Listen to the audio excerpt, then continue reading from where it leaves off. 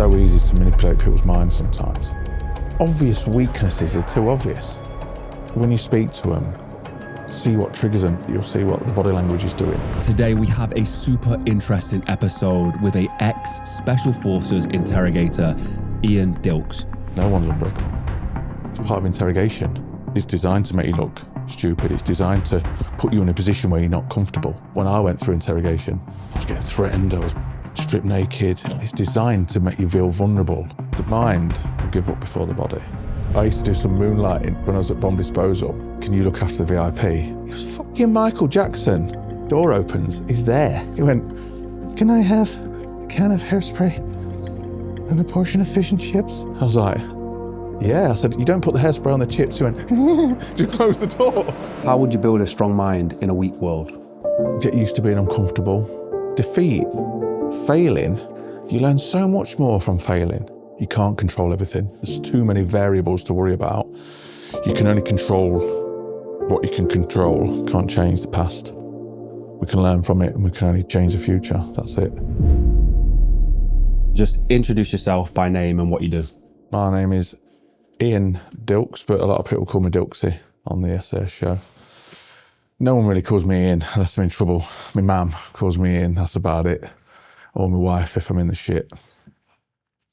I spent 24 years in the army, doing all sorts of different jobs. I joined as a junior soldier at 16, so I left home at 16. Went straight in the army as a junior leader, did about 18 months, then I got a trade in the engineers. Then I went across to the parachute engineers and then did a whole career jumping out of planes, blowing stuff up, building stuff, doing water purification, everything like that. And then I was a PTI also in that time in the army. I boxed at a decent level in the army. I was army boxing champion. I boxed for Command Services. It was like being a pro. I didn't do work, I just did boxing, which was brilliant. Then I got promoted, so you have to go back to work. So then moved back into being a combat engineer again. Went as a training recruit as a corporal. Then I went to bomb disposal. I was bomb disposal for a while. Did a couple of tours of Afghanistan with that.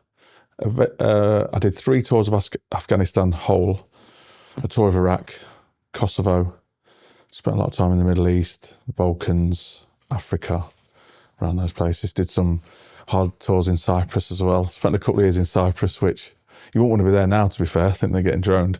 You don't want to be there now. It's not always cracked up to be. Then went back to a training regiment as a sergeant at Chilwell in Nottingham, just around the corner. And then I was in interrogation as well. And that's how I got onto the show. So you train special forces, pilots, anyone who's on the PTCE list, which is prone to capture and exploitation. So anyone who's deemed at risk of sort of working near or behind enemy lines, we'd then train them on how to resist interrogation. So we'd take them through that. We'd also travel all around the world doing the pre-deployment brief, which is getting anyone in the military really, be it Air Force, Navy, Army, we'd give them a brief about what to expect if they got captured. So we'd take them through that. Did that for about three or 4 years, the interrogation job. It was really interesting. Like, in the brain side of life, it was really interesting that way. Then I went back to being a staff sergeant, went back to my regiment, did that, and then I looked after the reserves for the last few years of my career, and then transitioned into the fire service, which I've done now for 9 years. So, and that went hand in hand with the TV. I've been on the TV for 7 years I've done now on the TV, and hopefully sign a contract for my 8th, all being well, if I can get business class flights.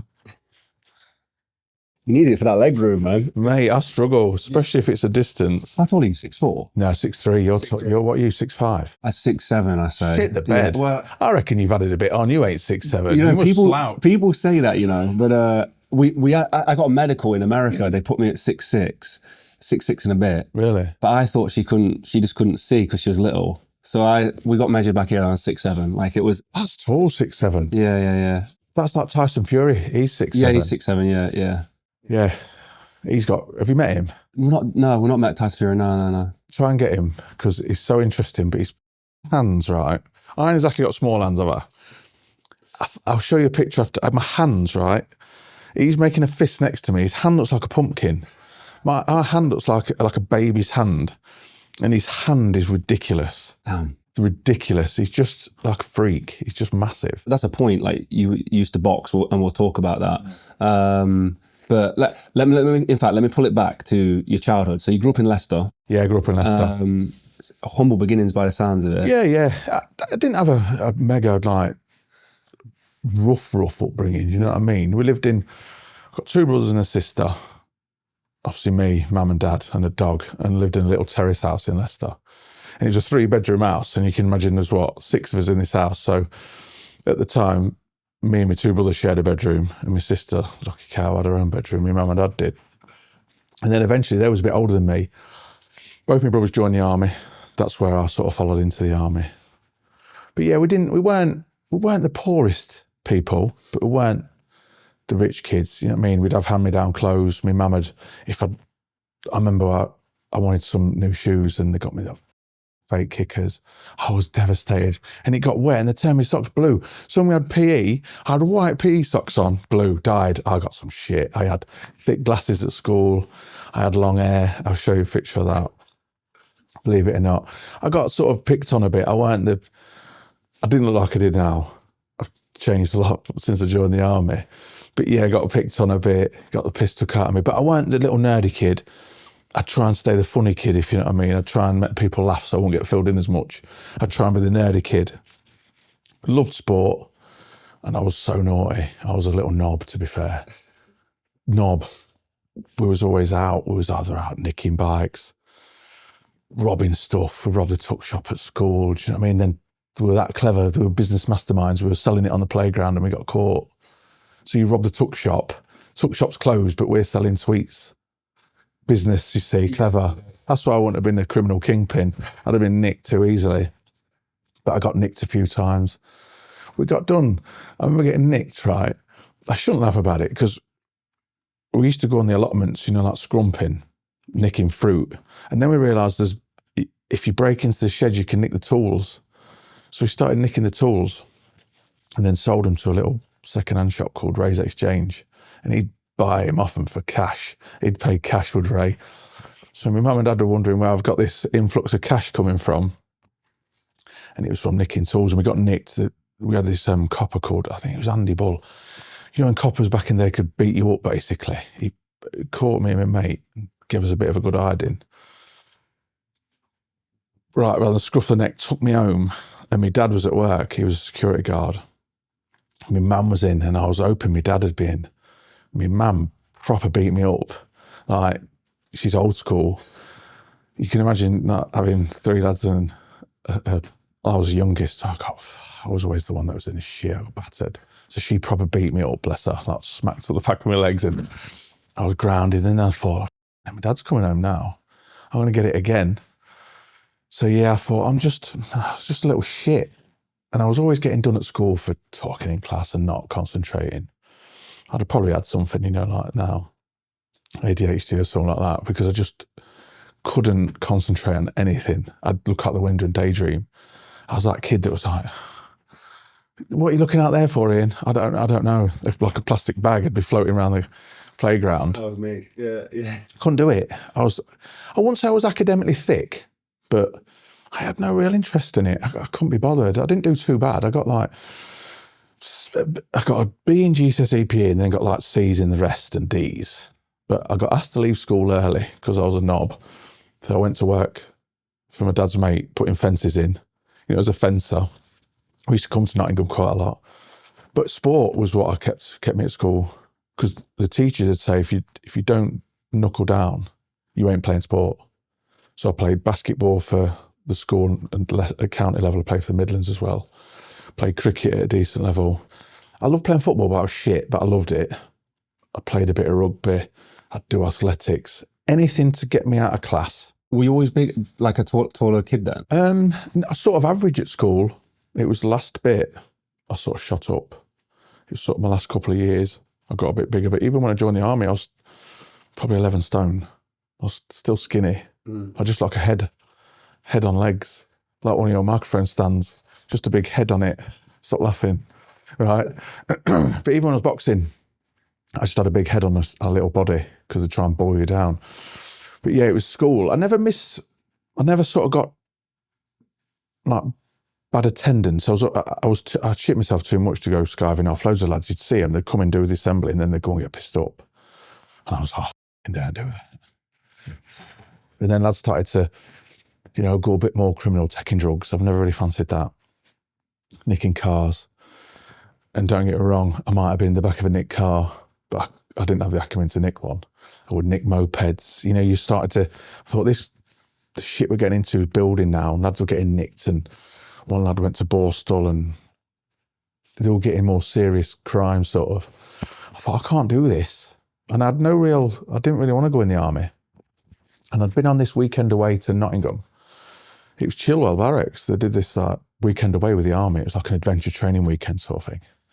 And I went onto that and I really enjoyed it. So when I come back, I spoke to my brother. I said, I'm thinking about joining the army a little bit. And he went, oh, you'll love it, you'll love it. And then it was my mate, Chris. He was like, I want to join the Guards like my brother. So he said, come to the careers office with me. Chris was a bit of a chubby lad. He'll probably, if he sees this, he'll admit it. He was a bit of a chubby lad, was Chris. And you couldn't, you think, I can never see you going in the army, Chris. You like eating too much. You don't like doing anything else. Went to the careers office with him. And obviously the sort of press gang you into it. So he was there and I said, I've just come to see my mate. Do you not fancy it? Do this test, do some press-ups. They made us do some press-ups and pull-ups. And I could do that because I'd been training. I ran a lot of cross-country as a kid. I was always quite physically fit from probably the age of 13 because my dad had like a little gym when my brothers and sisters moved out. So he always got me into doing weights early, my dad did. Always got me into fitness. He used to take me running when I was 12 and 13. Feels like I've been in the army like 3 years before.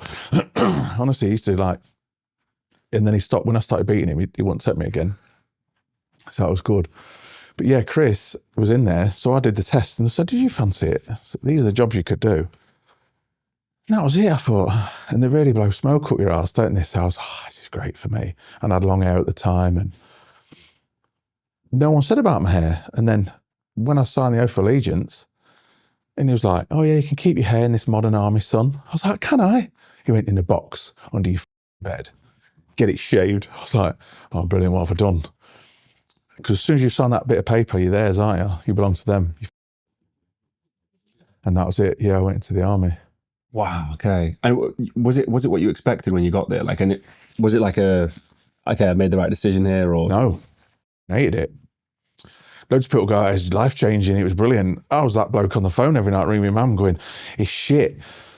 But mum and my dad didn't want me back because you think I'm the last one to leave home. Like there's about 25 of you in there. I bet your mum did a well chuff when you all left. So there was only 4 of us. So I was the last one to go. My dad turned my bedroom into like an office. He's a security guard. Why does he need an office, right? So I had this single bed. So I used to go home and leave. It made me feel really uncomfortable. What are you doing back? How long are you back for? But honestly, I'd ring up. You're going to have to come and pick me up. Because you had like because we were kids, you're 16, weren't you? You could basically, if you moaned enough and didn't like it, they could send you home. So I was like, I don't like it. They went, Dilkes is on the phone again. He's ringing his mum. I bet they're like, it's sorry, and we can't take him. Don't tell him not to come back. Oh, you're going to have to come pick me up. I hated it. But because I was fit, and then I think your body gets used to stuff, doesn't it? I think your brain just gets used to doing things again. And you're like, I remember just stick with it. And I think because I saw something in me, I was pretty fit. I was one of the fittest there. There was me, a lad called Scott. A few of us were really stand out fitness-wise because I'd been running with my dad. We were probably the top 5% of fit lads. And then you just accept it, don't you? And then we had a passing in parade. After I think 10 or 12 weeks, your parents could come down, and then I was brainwashed then. I was in it, and that's me. I'm like, yeah. And then I changed then. As soon as I realised I was in, I loved it.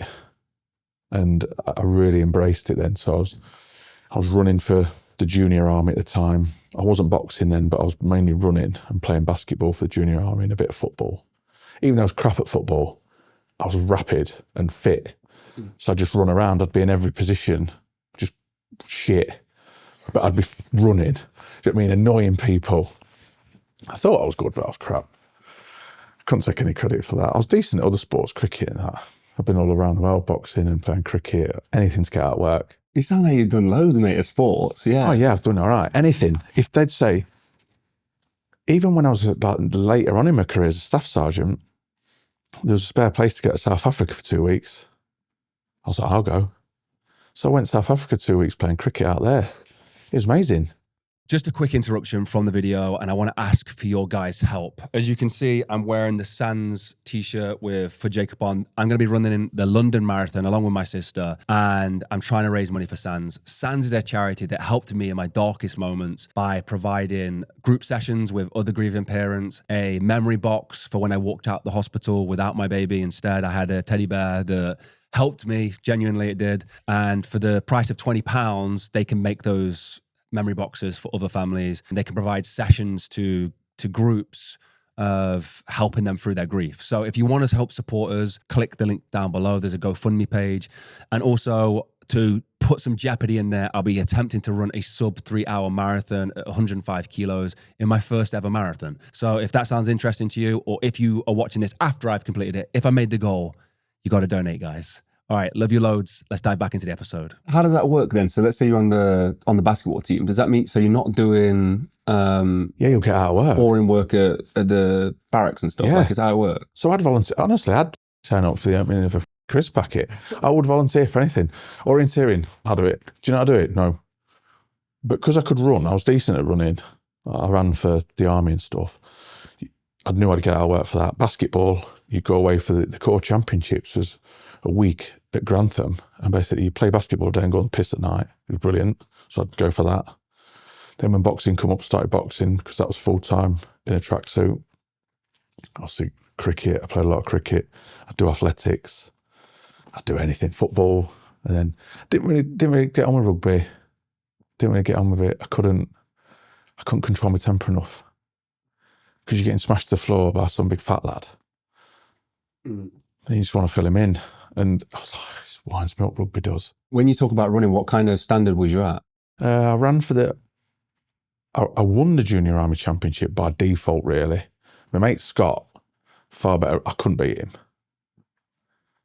And Army Cross Country Championships got always second or third. And this kid called Dolman, I can't remember his first name, but it was only kids.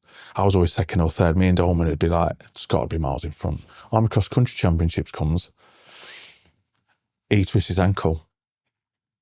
I saw him at the side, and I was his good mate, and he's there on his leg, and I was like, yes!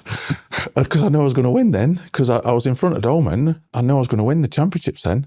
No sympathy for my mate Scott, who's his ankle. So I've got the medal at home, Army Junior Cross Country Champion, because he fell over. I didn't say that at the bottom. In the record book, so I'm still the champion. And he never forgives me for that. Shouldn't have fell over. He'd have won by a mile. He was too good. He was a good runner. Hilarious. And then when I went back to 9 Squadron, I ran for the sort of Royal Engineers. I ran for the core team.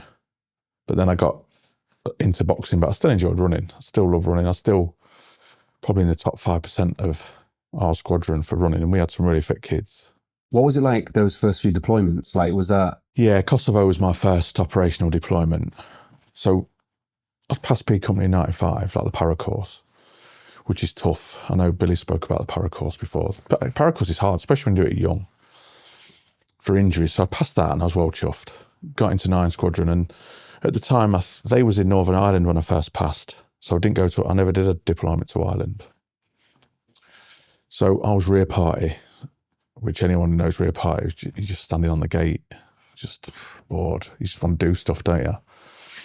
And then we went to Canada on an exercise out there called Ponjum. That was really interesting. Loads of live firing with the Welsh Guards. We had massive kick-offs with the Welsh Guards as well. We were just fighting with them all the time. We were just there as a troop, and there was a whole battalion of Welsh Guards. Oh, it was a nightmare. We're fighting all the time. Really good though. So we went there. That was in 96. Went to America on a big exercise in 96 as well, called Purple Star. Was out there. Then 97, we went to Kenya for 3 months. And then come back from Kenya, and then went on an operational tour to Cyprus for 6 months. You can't really call it operational tour to Cyprus. You know, you're on the buffer zone, the UN, Cyprus is split in two, isn't it? We were patrolling the border there and we were the engineers out there. So we were basically doing maintenance, cleaning out blocked toilets and building barbecues for people, getting suntan. I'll probably get skin cancer when I'm older from that because I was proper brown. It's amazing for tanning. You go around the pool every afternoon and you get a medal for it. You get paid more. I mean, then my first proper deployment was Kosovo in 99, that was eye-opening. So we went to Macedonia to start. We all laid up in Macedonia and then we all got helied over the border. And that was, as a young kid at 22, I'd just been promoted to Lance Corporal. It was, eye-opening to say the least. A lot of people, I've done a couple of stuff online where I've spoke about Kosovo and I've got feedback from people who were there. So no one really spoke about the atrocities that we saw. And it's neighbours killing neighbours. So they'd be Serbian and they'd be Kosovan. And then it just changed and they'd be killing next door neighbours. And we found mass graves and everything. The villages were totally empty. Like this little village called Lipjan. Totally empty. Honestly, it was quite eerie to go into a village knowing that probably half of them are in a mass grave just down the road. It doesn't matter what there were, kids, women, just a mass grave. It was scary to see like mass graves and the smell. It'll never leave me, the smell of like just rotting people. What was you doing out there? Like, what was it, the majority of the work? We went out to get Kosovo back, basically, to push the Serbs back into Serbia, push them out, and then secure Kosovo. So we was out there for 3 or 4 months, and then we got took over. But some of the stuff that was going on out there, there was a young girl who was looking after a baby sister. She was probably, I'd say, maximum age of probably 7 or 8. Sister was a toddler. Her parents had been killed. So she was looking after her sister. So we'd sneak food out and look after her and stuff, and that was awful. Knowing we had to leave. And then we handed her over. Obviously, the Red Cross and stuff were there, so you'd hopefully think she'd get looked after, but it was just heartbreaking, especially as young kids. We're all young. You forget that we're all young seeing that sort of stuff. Yeah, that was bizarre. What's that like? So at 22, coming back from that experience, what is it like when you got back home for the first time, like seeing something like that? Yeah, it's weird because the army, I think, has changed a bit now where they do a bit of decompression, where we'd literally get on a plane. I think we'd finished up. So we was at a little town called Lipjan in Kosovo. We'd finished there, got on the coaches and literally drove through Kosovo, through Albania and into Greece. I think we flew back through Greece. You flew home to Bryce Norton. You went thing and said, you're on leave now. So within a space of 2 days, you're at home. Then it's bizarre. No one's really spoke about anything. You're like, what the f is going on? And it got a little bit better to the end of my career, but I remember coming back from Afghanistan. I think it was my 3rd Afghanistan. 2 days ago, I was in Camp Bastion. I'm in Tesco's. I was in Tesco's in Toten, the big Tesco's there. I remember sort of standing there with my basket in the queue, and there was two women moaning about something. And I could feel my head. I was like, I'm gonna have to go. So I just put my basket down, and just walked out, drove home, and had to just lay on bed, like basically getting a grip of myself, because I thought, I've got no concept of reality at the minute. Yeah, what's the thoughts going through your head when you're hearing those words? It's bizarre because you're like, what are you moaning about? I've just been in Afghanistan or Kosovo or wherever, Iraq, where people have got nothing. They've lost everything. They've lost every family member and it's just them. And they're still getting on with it. And you're moaning about the price of bread, or your washing machine's got a leak, or something really mundane. And I know it's normal life, but it ain't normal life to me or to the people I've been with. It's a bit, your brain hasn't adjusted totally. You've got to adjust. And I think now they do a decompression where you go to Cyprus, you spend a few days there, you can speak to counsellors, you can speak to this, you can speak to each other, because you need to speak to each other and rationalise what's going on, because if you don't, you go mad. you can see why so many people have got problems. Because some people can't adjust. Some people don't like civilian life anyway. A lot of people join the army because they're lost. And that's their life. I've always been quite lucky where I've always had good civilian friends. Back in Leicester, I'd go home quite a bit. Wherever I've lived, be it Aldershot or Ipswich or anything like that, Nottingham, I've always had good friends in those places that aren't military, so I can always sort of flit in and out, if you know what I mean. Some people are just so lost when they leave, and it's heartbreaking to see because they just can't switch back into normal life. What's the importance of speaking to each other? That's because that's one. It's I massive. think, yeah. It's massive. You've got to speak to each other because you understand each other. And I've still got, like, I had a friend 2 weeks ago kill himself, and we used to box together. I won't mention his name because he's not at his funeral or anything yet, so I don't want to dig up old wounds. But yeah, it's heartbreaking. I just got the news, and you think, well, it's just, why can't they speak to each other? Why can't people speak to people? And you've got to, every now and again, I'll send a text message to mates and just check up, and I get people message me. How's things, mate? Not spoken in a while. How's things? It's nice just to have that little reconnect. And there's a group of us, a couple of the like power engineer lads. We always have a little meet up. We all sort of live in the same sort of area: Sheffield, Leeds, Hull. We all meet up probably once every few months and have a few beers on that Saturday afternoon, because it's just that little. It's like it's important to go to reunions. You've got to have that little connect, and you can still have a good chat, because talking to your civilian mates is good. I know everyone says it, they don't understand. They don't. It's a different thing that what we do as a job and what we see. And yeah, we get paid. I got paid for 24 years in the army. It was my choice to join. No one put a gun to my head and made me join the army. But you still have to do the stuff. So it's that, do you know what I mean? And that's what people have to talk about. I completely agree. I think as well, that's applicable to anybody going through something. Yeah. I think I went through something personal myself, lost someone quite close to me, quite very close to me. And my mum had been through the same situation, and it wasn't even like it's reassuring, and it's just there's something about it that they know you've had that experience. Yeah. And my granddad sent a letter to me that said, so because he'd been through it as well. It's very strange the way it happened, but he wrote, it won't be any consolation that we've been through the same thing, and I'm sure you wouldn't wish it upon anybody, but there is comfort in talking to us. And it's true. And I think a lot of people who have been through trauma or difficult times or whatever it is, if they could reach out and speak to somebody, it breaks that illusion of, oh, it's just me. Like, I'm the only one who's experiencing this. I'm the only one who understands this. Have you found that with anything outside of the military, like talking to somebody or sharing something with somebody has helped as well? Or is it? Yeah, the fire service. Oh, of course. Do stuff in the fire service. We do CISM now, which is critical incident stress management, which I'm really impressed with the fire service actually for that. Like, no service is perfect, is it? You've always got your shortfalls in everything, but the fire service are really putting a lot of emphasis on doing that. So I'm a CISM practitioner. Sounds quite cool, doesn't it? A CISM practitioner. It doesn't mean I'm any cleverer. It means what you do is you basically go to, say if you're a firefighter, you've been to a really shit job basically. And what will happen, that'll get activated by either your boss or the service itself. And so you as a crew will have a CISM. So me and a colleague will turn up, and it's not all operational people. So control have it. The control staff, that answer phone calls, they have CISMs as well, because they've got to listen to the incident as it's going on as well, because people have to ring it in, don't they? It's awful on the phone. So you'll have all sorts of people who run the CISM. So some of us are operational, some of us will be non-operational staff, but they've all done the same training.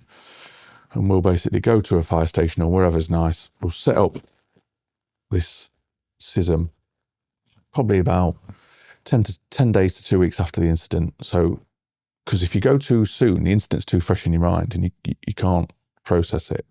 Your brain's had a chance to spike with the adrenaline, and then you just sort of hopefully you're coming down out of that stressful period, if you know what I mean.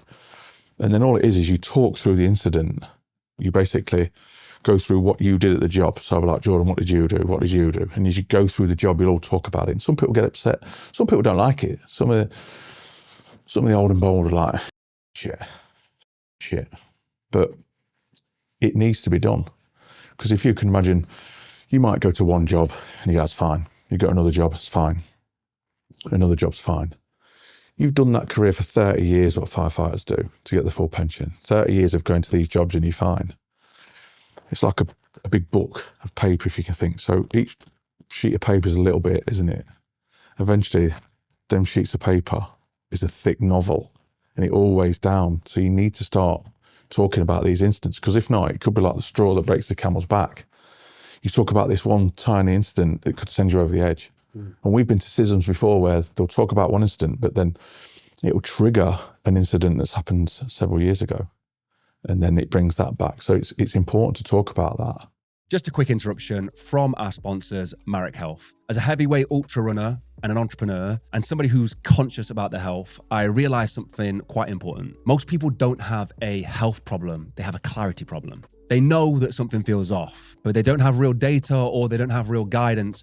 And that's where Marek Health has helped me. This isn't generic healthcare. You get comprehensive lab results and a dedicated health coach and a licensed medical provider who helps you actually understand what's going on inside your body. But here's what most people miss. Your blood work tells you what's happening, but not always why. And a lot of that comes down to your daily habits, and a lot of it is down to your nutrition. That's why Marek has partnered with Chronometer, a precision nutrition tracking platform that goes way beyond calories. For the last 10 years, I've tracked my food, and it's been one of the keys to getting in shape and staying healthy. It tracks micronutrients like magnesium, zinc, vitamin D, the stuff that most people are deficient in without even realizing, along with your macros, biometrics, and dietary trends, giving you a direct nutritional layer to complement your Marek Health protocol. So now you can actually connect what you're eating to what's showing up in your blood work and get a full picture of your health. And for a limited time, when you join Marek Health, you get a full year of Chronometer Gold included. Head to the link in the description. Use code Mulligan and you get an exclusive discount and a full year of Chronometer Gold for free.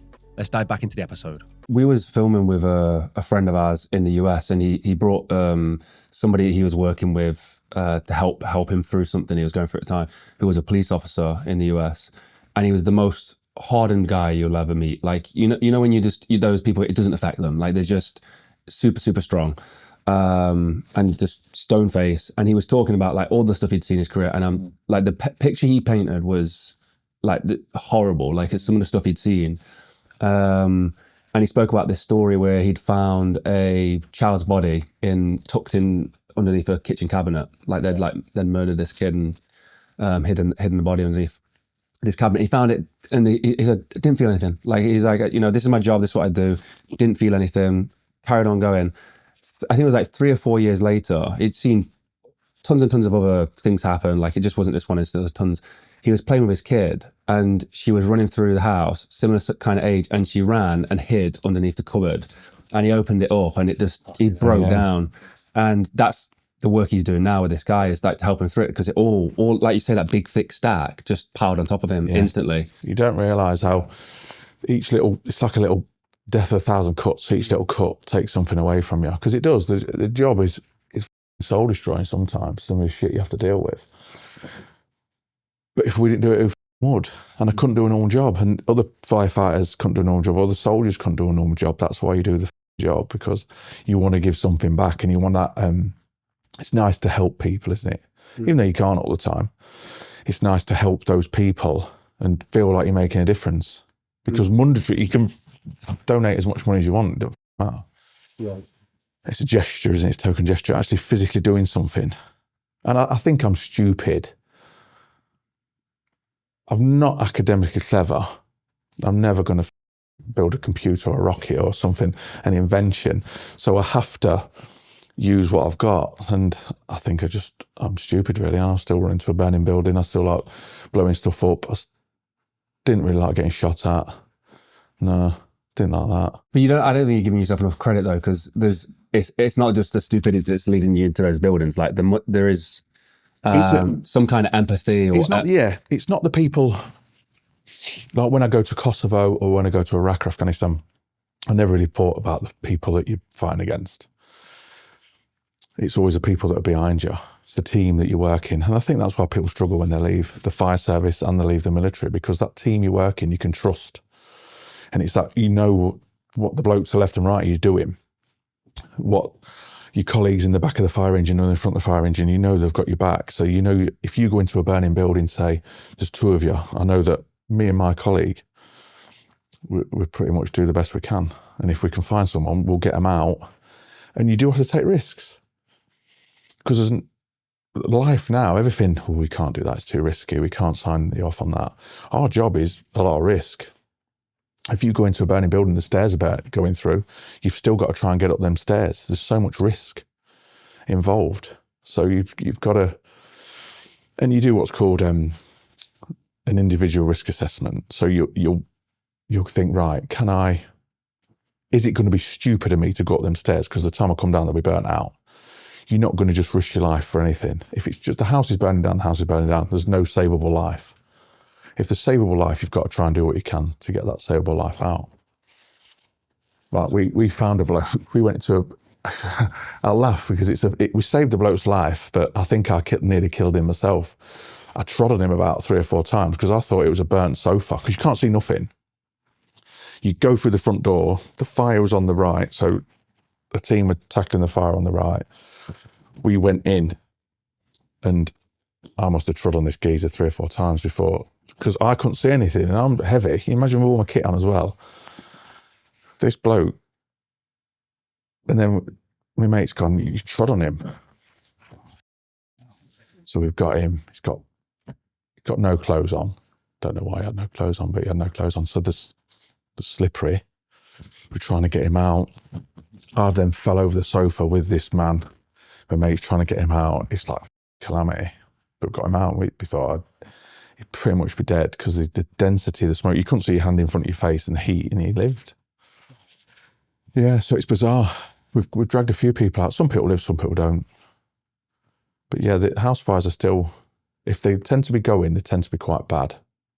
I mean, if you're able to talk about this on camera, I don't want to push you on it, but I don't think it's something that's spoke about. Like, what is the reality of a firefighter's job? Like, what are the stuff that you guys see on a day-to-day basis? It's different. Yeah, it's a lot different because it's not just fires, because obviously fires are dropping now, aren't the house fires, because of smoke protection now, and people are more aware and people have better protection in the house, smoke detectors, and we do that in an afternoon. We'll go out and we'll go and fit smoke detectors in people's houses, which some people hate that part of the job. I don't mind it because a lot of them people you go and see are quite either vulnerable people or elderly people, and they're not seeing anyone that day. You might be the only person they speak to that day. So you'll make a cup of tea, you'll sit and chat with them, old Ethel or whatever, and say, do you want anything doing while we're here? We've got 2 firefighters in your house.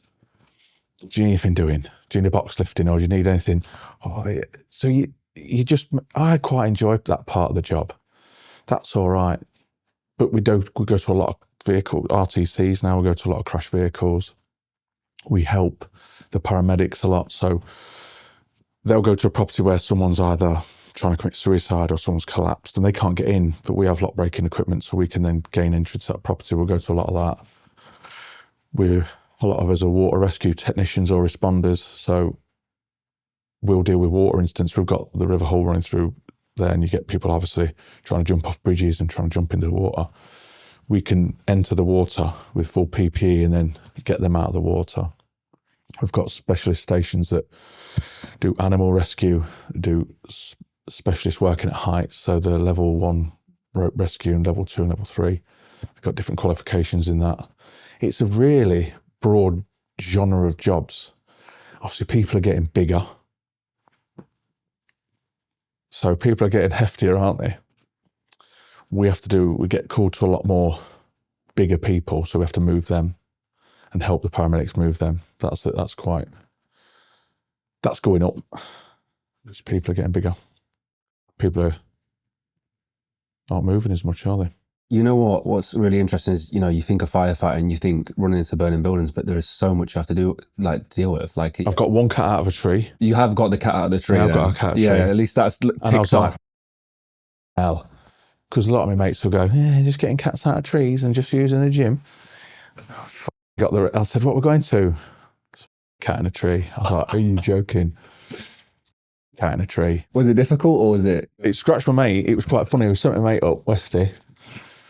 and it proper clawed him. So I'm glad I didn't go up, and it would not let go of Westy. It was brilliant. What's the hardest stuff? Because like I didn't even think about car crashes. Like that must be quite a different. Yeah, you see some, but I won't go into too much detail, but it's brutal. Because it's just pure trauma, isn't it, there? And we're all trained in trauma. So we're trained to I wouldn't say a high level like the Americans are, because they're really high responders like a paramedic, but we train to a decent level to put and apply a tourniquet, to put pressure on, to give oxygen, to go through a good basic level of trauma, to put decent interventions in at right times. I think the fire service has really moved into better trauma management, because a lot of lads don't like it, a lot of lads didn't like it, but we're getting better at it. Some lads still don't like doing it, but we have to do it. Are you prepared to see someone die in front of you? No, you're going to do something, ain't you? So when the lads say they don't like it, or the ladies say they don't like it, they have to do it, because you've got to live with that. If you don't do something right now, they're going to die. So they can all moan about it. Some of them moan about it, but they all get on with it. They're very professional like that. Do you mind talking about the tourniquets? Because like I recently just got my first experience like training with one, and I didn't realize how life-saving they could be. Oh, they're amazing. Because back in the day of the army, when we first joined the army, I think the fire service, they've only had the tourniquets. I think it's just after I joined, about a year after we started getting the proper tourniquets that they use in the military. The tourniquet itself, they're really good. Like a synthetic material, like a really hard Velcro thing. Have you seen them with the little twist tourniquet on? So a lot of lads, a lot of the guys in Afghan, when they go on the ground, they'd already have preempted tourniquets. Some of the trousers, I think a lot of the American stuff and the Cry stuff, had tourniquets built in. So yeah, if you got a blast, you could literally screw it on, twist it on, and you'd put a tourniquet on your leg. But the ones we probably carried 2 or 3 tourniquets each. And say if you try and save the knee, wouldn't you? Because to get a prosthetic, it's better to have a knee a lot of the time, because the knee's a better a joint, isn't it? So if the leg was smashed, you try and get a part of the leg which is salvable, because there's pointless putting a tourniquet on if it just squishes off and comes off and doesn't stop the bleed, because the whole point of the tourniquet is to stop that arterial bleed, isn't it? So you get a good, say the limb was gone from there, but you had a good bit of leg to get it on. You put the tourniquet on, put it nice and tight, and then you twist it on, and then right at the time that you've applied that tourniquet, because then the surgeons need to know how long that's been on, because the blood pooling in that area, because there's no flow of blood then, is there, to that limb. But yeah, there's life-saving bits of kit.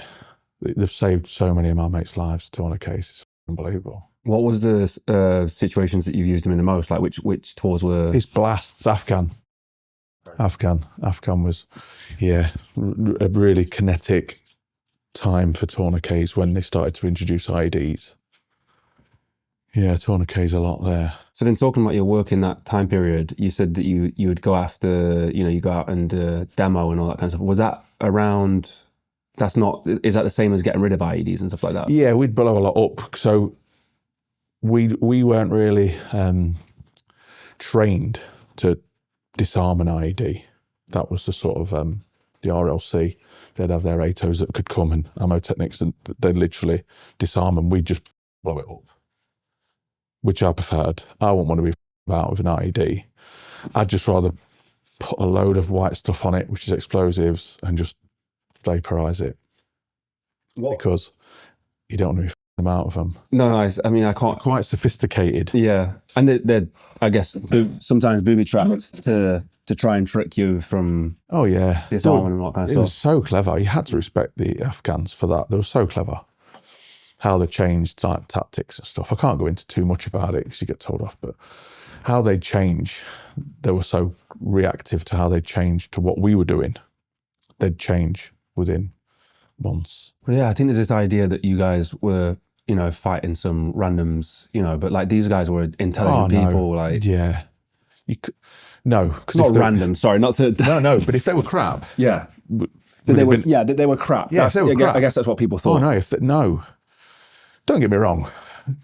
If they were brilliant, the beaters, but if they were crap, we wouldn't have been there for however many years and lost so many blokes and ladies, so many troops. because they were very clever at what they did. And you've got to look at it, they're fighting for their own country. It's their country and they want to fight for it. No matter what they believe in, it's their country. Someone come over here and didn't like our beliefs and fought against it, you'd probably do the same. And they know the land, they know exactly the little rat runs, they know exactly where to go. They watch what we were doing and they'd combat it. You've got to respect them. If you don't respect your enemy, you're fucked. Because you've got no respect for them and you'll just blasé get blown to pieces. What's the demoing of the buildings and the cars and that kind of stuff? How does that come about? We don't want them to have that back. So if we find loads of munitions, loads of ammunition, weapons, like guns, like when I was in Iraq, we found a load of artillery pieces. And you see how smiles come to your face now, because when I used to blow stuff up, we'd f it up a lot of the time. And it'd be my fault. Not in a good way. When you say we'll get up, we'd get the job done, but yeah, it was like calamity. So we had all these artillery pieces, so these big old artillery guns from the Iraqis, and said we need to deny them, which means so they can't use them again. So you put a charge in the breech, close the breech, stuff the end so it's a container, and then you'd blow the breech. So the gun's totally useless then, the barrels. So you've blown the end of the barrel, you've done the breech. But we was into a bit of a rush to get it done, so we're about and getting it all done. And when we fired them, the barrels, we put a bit too much in and bung the end too well. So it created like just its own little charge. The barrels flew off about 1.5 kilometers. So we got told off for that, because obviously if anyone was there, this artillery barrel's going to come flying at you. So we got a bollocking for that. You had a funny story on Phil Campion's show of the Delta guys. Oh yeah, they hated me. But we nearly had a proper fight in the canteen. I thought it was After that? Yeah, because I was that dick that caused them like an international incident, and it went to the Pentagon and everything. I was like, oh, yeah, I was in a bad way for that. I got told off. We just blew a load of stuff up. It's because we didn't tell them. But they were supposed to be sneaking about, and no one was meant to know that they was in this compound. So I was meant to tell someone that we don't know who's there. So yeah, we blew a load of munitions up, and it's some big bang. I bet we probably put the amount of plastic explosive we used was probably up to near 100 kilo of explosive. So you can imagine it's going to make a bang, isn't it? A little bit of explosive like that in a mine blows your leg off. So you can imagine like near 100 kilo of explosive on all these munitions that have been handed in and found. There was mortar tubes and mortars and everything. It was a proper thud of a bang. Like the lads who were there, we was in our little team and we got down and you could feel it, the blast. You were like, that's ridiculous. Why is it so loud? Oh, we it right up. I know the Delta guys came out. They come running out, and it was like you'd see if you could get AI to create me a Delta Force soldier, what they look like. They all had beards, all were big and buff, all come running out. Who the Oh, I was like, it's me. me and my helmet on skew whiff because I just had a big blast on this quad that I'd borrowed. Oh yeah, they went mad. What was it like seeing the Delta guys, the SEALs and the US sort of special forces? Like, did you get interaction whilst you're serving? Yeah, when they started speaking to me on different camps, there was all right, but the ones on that camp wouldn't speak to me. I won't say what camp it was, they won't speak to me. But yeah, it's good to see the lads, the Delta guys and that. They are very good at what they do. Same as the SEALs, they are very good.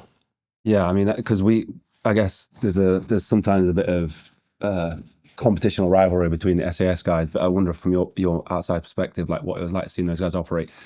What was it like seeing them operate versus like when you'd look at the SAS guys? Like, are they all on that similar kind of level, or? Yeah, anyone that's tier 1 is just on that different levels. Did you guys look up to them? Like, was that an aspiration at all? Like, yeah, you'd always do. You'd always know where that Hereford guys were. You'd see them in the gym and that. And you'd know a few of them because a lot of them, we had a lot of lads go from our squadron, 9 squadron. We'd have a lot of lads go to Hereford or the SBS. So you'd know a few of the lads and you'd see them about and they'd always come and chat to you. Okay. So there's no like, there wasn't like a hierarchy in terms of like. No, not really. Not really. They wouldn't look like they were dicks. That's what I was about to. No, because no. Sometimes, if anyone was guilty of it, sometimes maybe the Americans a little bit, but not massively. Fair enough. No, Fair enough. they was all right. They just keep it. A lot of times they keep themselves to self. Unless you knew them, they weren't really. They weren't bolshy. They weren't big-headed. They were nothing like that. They were just very professional at what they did.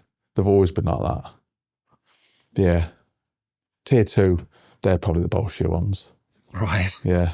And then there's like Paras and Marines who are just idiots.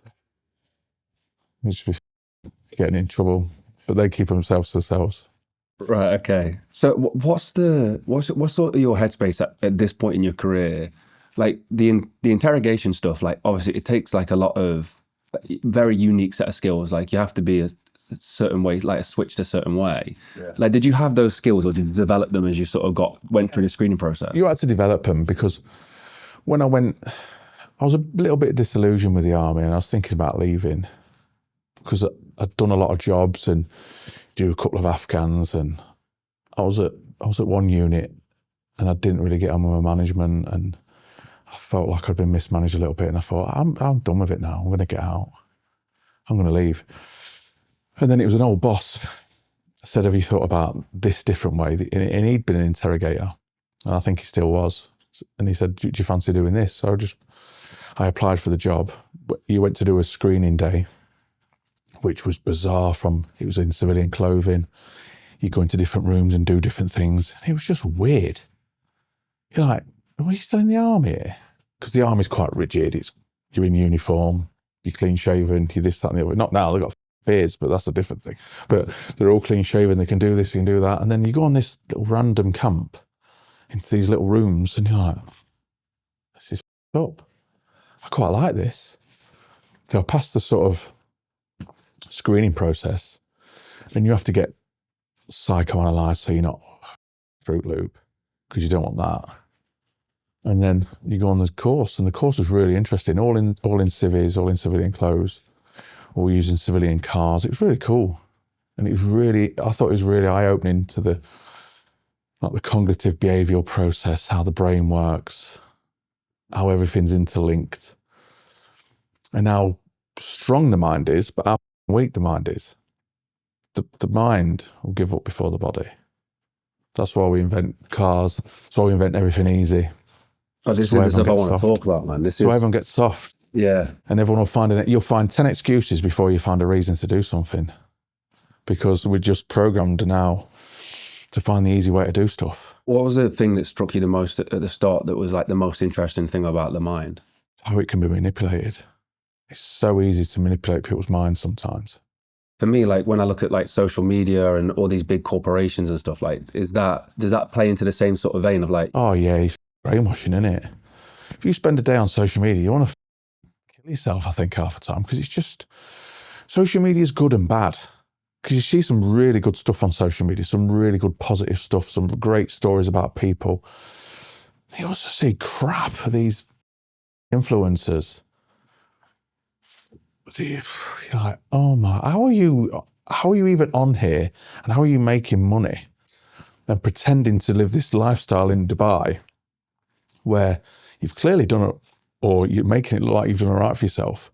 How? Who's buying into this? And what are you impressing on like impressionable minds? It's awful. Like young boys and girls that are sat on, they're so impressioned by social media, and it's shocking, really. Just on that point, I'm sure you would have seen the Louis Theroux. I couldn't watch it. I've watched bits of it, and the Manosphere, mate.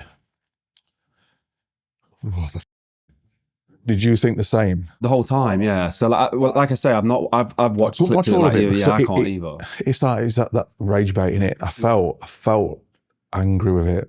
Angry with it, yeah. Oh, yeah. You're like, what is going on here? And they're like earning money from behaving like that. What role model is that setting to young kids?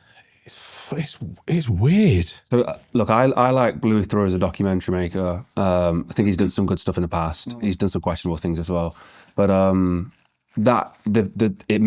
watched some of that stuff and it made me angry because I thought, where's the other side of this? Like, where is okay, great, you've exposed this, but where's the positive role models? Like, why can't we show some of the men who do a good job, who can have a positive impact on the youth? Like, it was a great opportunity to do that, and it was missed. Yeah, who people follow, that people look up to, that set a good standard of doing things, that do incredible challenges, that do incredible feats. Well, like what you guys do as well, like, choose to take a job in the fire service. Like, I think that's a fantastic thing to do. Is like something to aspire to, not like you said, like, where'd you get this money from? Driving around in Dubai in a nice car, perpetuating bullshit. Like, so I've tried to make a point of it over the last 3 or 4 interviews where I'm interviewing guys who could be good role models for people, is just asking about this, this manosphere thing.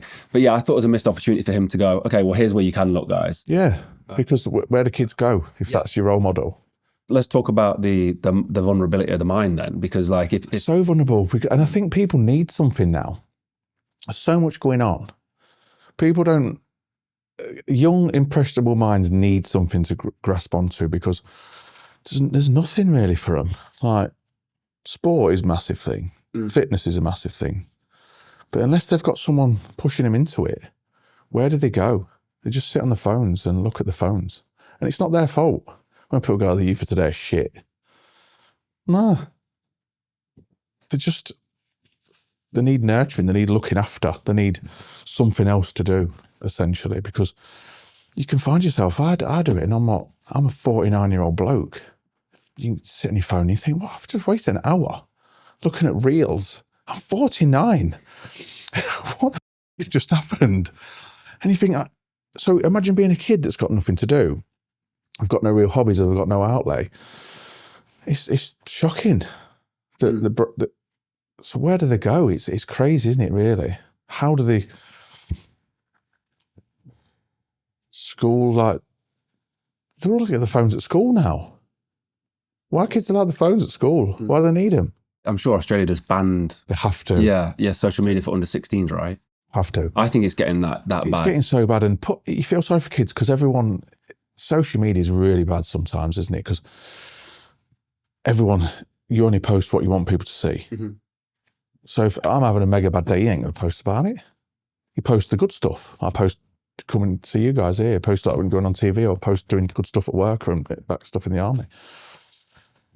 And I could take a picture of a beautiful car outside and say it's mine, and then say I'm eating in this restaurant where I'm not, or I'm spending this money that I haven't got.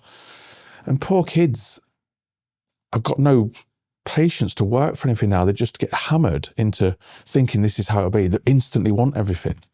And it's awful, because you've got to work up to stuff. You've got to earn things, haven't you? The right to do stuff. But I don't know, I suppose social media's changed the world, isn't it? Well, it definitely has. And I think you're right about, like, you can get lost for an hour. And you think about these kids, like, if they've grown up on it, they're probably getting lost all evening. Yeah. Like, at least, like, I used to we would play Xbox or PlayStation or whatever, but you'd be communicating with people, you're doing something, then you'd eventually get bored of it and go outside and go play. But like social media, that addiction to that scroll could be all night. Yeah. Literally. Even when you're at the dinner table, like you say, in class, scrolling through it. We banned it, yeah. I've got stepkids, and whenever we'd have evening meal, you'd never have a phone at a table, because it's the only time you get to connect. Yeah. When we go back to the exercises that you was doing when you first got there, or the tests that you was doing when you first got there, what kind of stuff highlighted, like, how strong a mind could be, to start off with?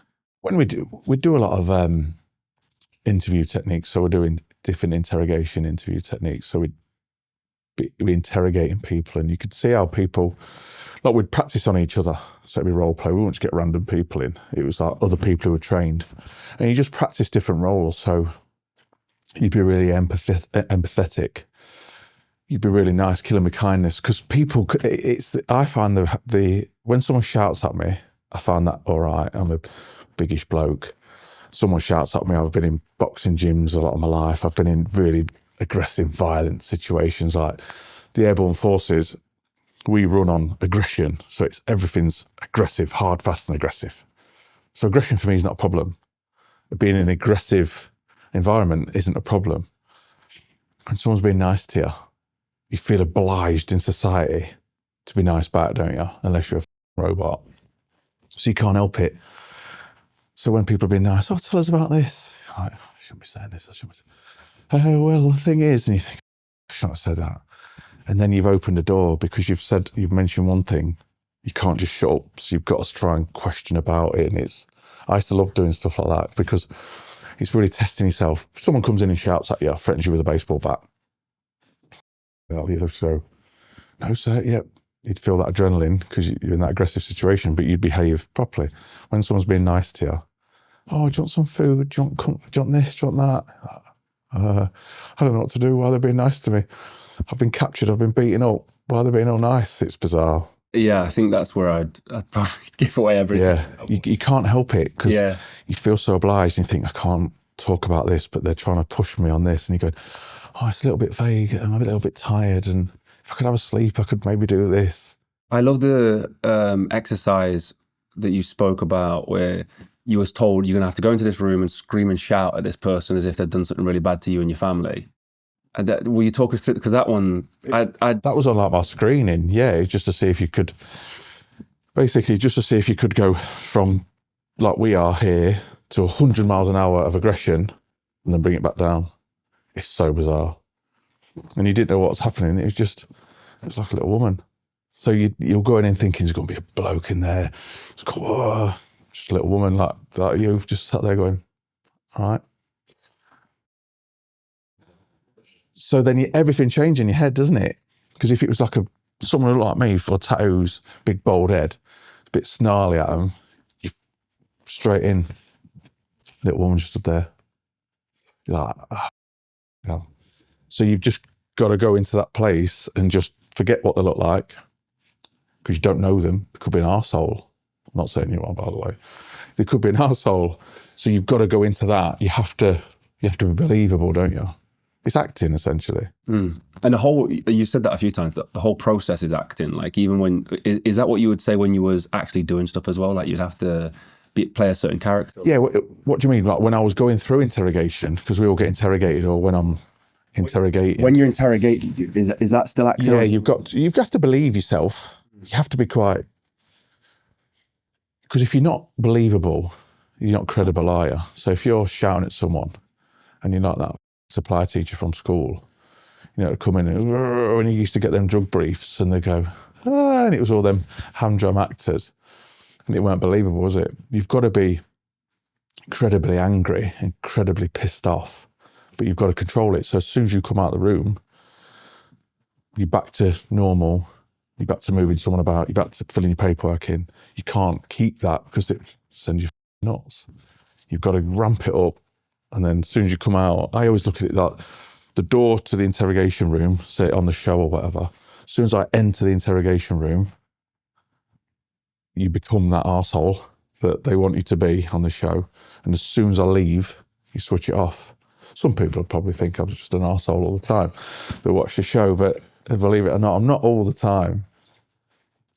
But you have to believe it, if you know what I mean. So if you're giving credible threats like you're going to do this, you're going to do that, you have to believe it. Mm.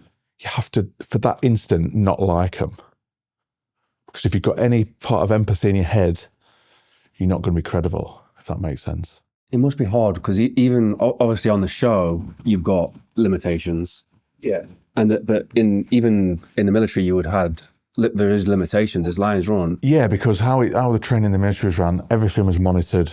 Everything's from sitting in detention, everything's monitored because it has to be for health and safety. Because soldiers, especially special forces soldiers, pilots, they're worth a lot of money. The army has spent a lot of money training them guys and girls, so we can't just do what we want. We can't go rogue on them and come up physically or mentally. Because obviously it's a lot more, it's physical, don't get me wrong, interrogation, but it's a lot mental, isn't it? And we don't want to send them over the edge because what's the point? You're there to train them, not break them. Say you're working with an SAS guy, are you employing the techniques that they would most likely run into? Is that the sort of the game you guys... Yeah, you try and get it as close as you can to within reason. I won't go too much into it, but yeah, you try and get it as close as you can because you want it realistic. Do you notice a distinction between the SAS guys and some of the other people that you work with? Like, do they have are they better at doing it? Like, have they got... They just go through it longer. They get more intense training. So you're going to get better at it, aren't you? Because they go through for a long period of time. And how much of it's physical versus mental? By that time, they're so tired anyway. So it's all mental then. When they come to us, it's all mental. Because the bodies are just...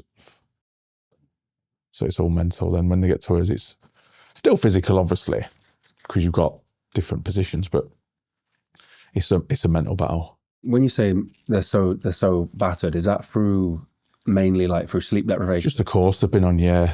It's throughout the end of their course, isn't it? So they're just tired.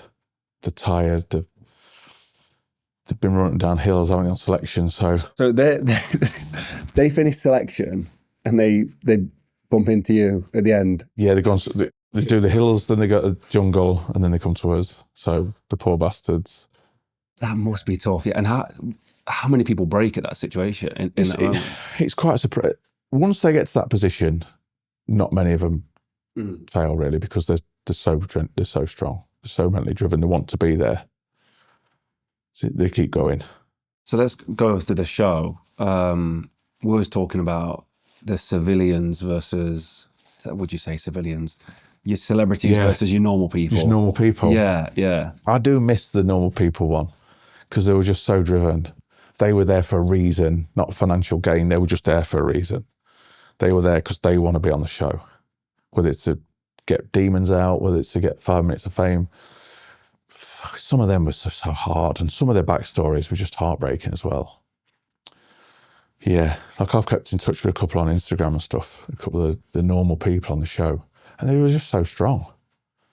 Like from geezers who looked quite tough that'd go in the first week, or the first day, sorry, to 18, 19-year-old females that are like that were just so strong, that did not moan.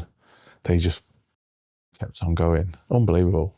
And then, so the celebrity side of things, just to set the stage, like how hard are you actually going on the interrogation side of it? It's tough. Even the whole show, it's a tough show because there's no retakes, there's no edits. Well, there is an edit, but there's no. I'll go into a room, say, interrogating you. The producer won't come down and say we need to do that again. It just is what it is. It just runs for that period of time. There's no script, there's no edit, there's no, let's rerun that. Let's get them back in. Let's give them 10 minutes and they can have a sandwich and a bit of a rest. It is from start to finish. It's like they're in a military establishment. They go in that camp gates, because even when I first started doing the show, I was like, hell, it's brutal. You have a lot more respect for them. You think that's fair play, because it's not like I'm a celeb where there's a canopy over the jungle and they get looked after and there's someone getting rid of the creepy crawlers. It is what it is.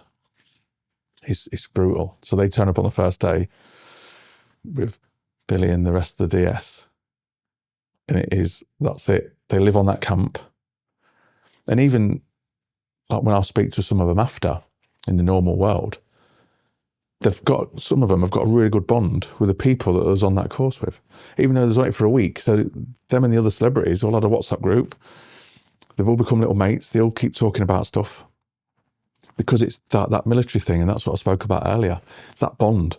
And they've done it for a week and they've got this little bond now because they've gone through the same shit. And that's what it is. I go out and see my mates that I haven't seen for years. We all know we've been through the same shit. We've had the same job. We're at shit jobs and some great jobs, but you've all been through that same shit. So it's like you saw each other yesterday. And these celebrities now have got it. And I'll speak to some of them and they say they miss it. They miss being on the show. How weird's that? That is interesting. What is the weaknesses you're looking for? Like how do you assess it? Not even just for the celebrity, even in your work, like what was the sort of things you would look for and exploit when you'd get them in interrogation? We get a backstory on them, but obvious weaknesses are too obvious. Like if someone's got a stammer, if someone's got this, if someone's missing a limb, it's too easy. The sexuality, it's too easy. because they've been persecuted for that, the life, haven't they? So they've built up a resilience to that. It's like you going, bald-headed bastard. I'm used to that. It's an own goal and it's easy for me. You try and, when you speak to them, see what triggers them. So you'll see what the body language is doing. So if you say you're talking about the family, talking about the kids, talking about the partner, talking about the parents, talking about whatever, you'll see what gives them a different reaction. Some people just don't like being told what to do. Some people don't like authority. Some people don't like confined space. Some people don't like being shouted at. Some people don't like the kindness. It's just a mental minefield. What makes someone unbreakable? No one's unbreakable. No. No one's unbreakable. No one's unbreakable. What would be your weakness? No, I ain't telling you, am I? Telling that. How many people watch this? I'm not stupid. We spoke about a couple of different celebrities that I thought was quite interesting just before this that you highlighted. Like, is there a few standouts where you're like... Yeah, we've had some so fit people on the show. Like Gareth Gates was unbelievably fit. Joey Essex was unbelievably fit. Yeah, Joey Essex was head and shoulders fit. But mentally, what from the mental side of things? He didn't like interrogation. And we spoke after. We spoke on the ferry on the way back after, and he just didn't like it. Didn't like, because he's come from a bit old school, didn't like being a grass, didn't like it having to talk about people, didn't like the fact because I was putting my arm around him and didn't like that. And he even admitted it. We had a chat the next day. Really nice bloke, but he just didn't like that. And that done him. I got into his head and he let me. He let me get into his head because he was really structured about how he'd gone through interrogation and what he should and should have said and done this. He was clever, really, how he went through it. It's quite meticulous. And he said, I'll let you get into my head. And I said, yeah, you allowed me to get in my head and that's it. What was the thing that let you in? I don't know. I think it's because of his presence on social media. He's massive, isn't he? And he's quite a manly bloke and didn't like the fact I was putting my arm around him saying he's handsome. He thought he's going to look stupid, but it's part of interrogation. It's designed to make you look stupid. It's designed to put you in a position where you're not comfortable.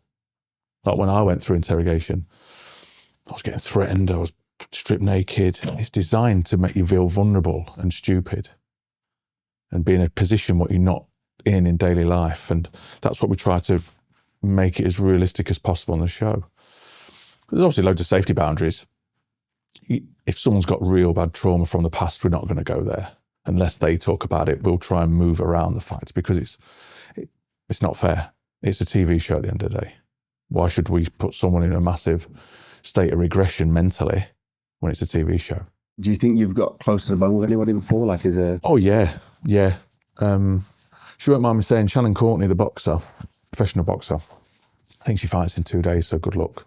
I still speak to her now, but we had a really random incident. I won't talk about her backstory, but as we were going through interrogation, she really struggled. She really struggled with interrogation and she put hand up, to PW. I'm not going to discuss it because it triggered something, like we was talking about earlier on. It triggered something with her and she went, I'm done. And then I'd seen in the press, I'd proper scarred her, bless her, because she'd gone through this thing and she said she kept seeing me and you know what's that anyway. She kept sort of waking up and she think, because I like boxing, she thought, if he's going to turn up at a boxing show, what am I going to do if I see him? How am I going to react? And she put a thing in the Sun. So I read it and I was like, I don't know how to reach out to her because I want on social media. I feel quite empathetic to her. And randomly, right, me, my wife and my stepdaughter was at Heathrow Airport going to New York. Shannon Courtenay's in front of me. She's in the queue in front of me waiting to go in one of the bars. So she's there. So I was like, so I was tapped on the shoulder. She's tiny. She turned around, saw me, and she half fainted. She took a massive panicked breath. I had to sort of hold her up. I went, mate, look, I'm here, my missus, I'm normal.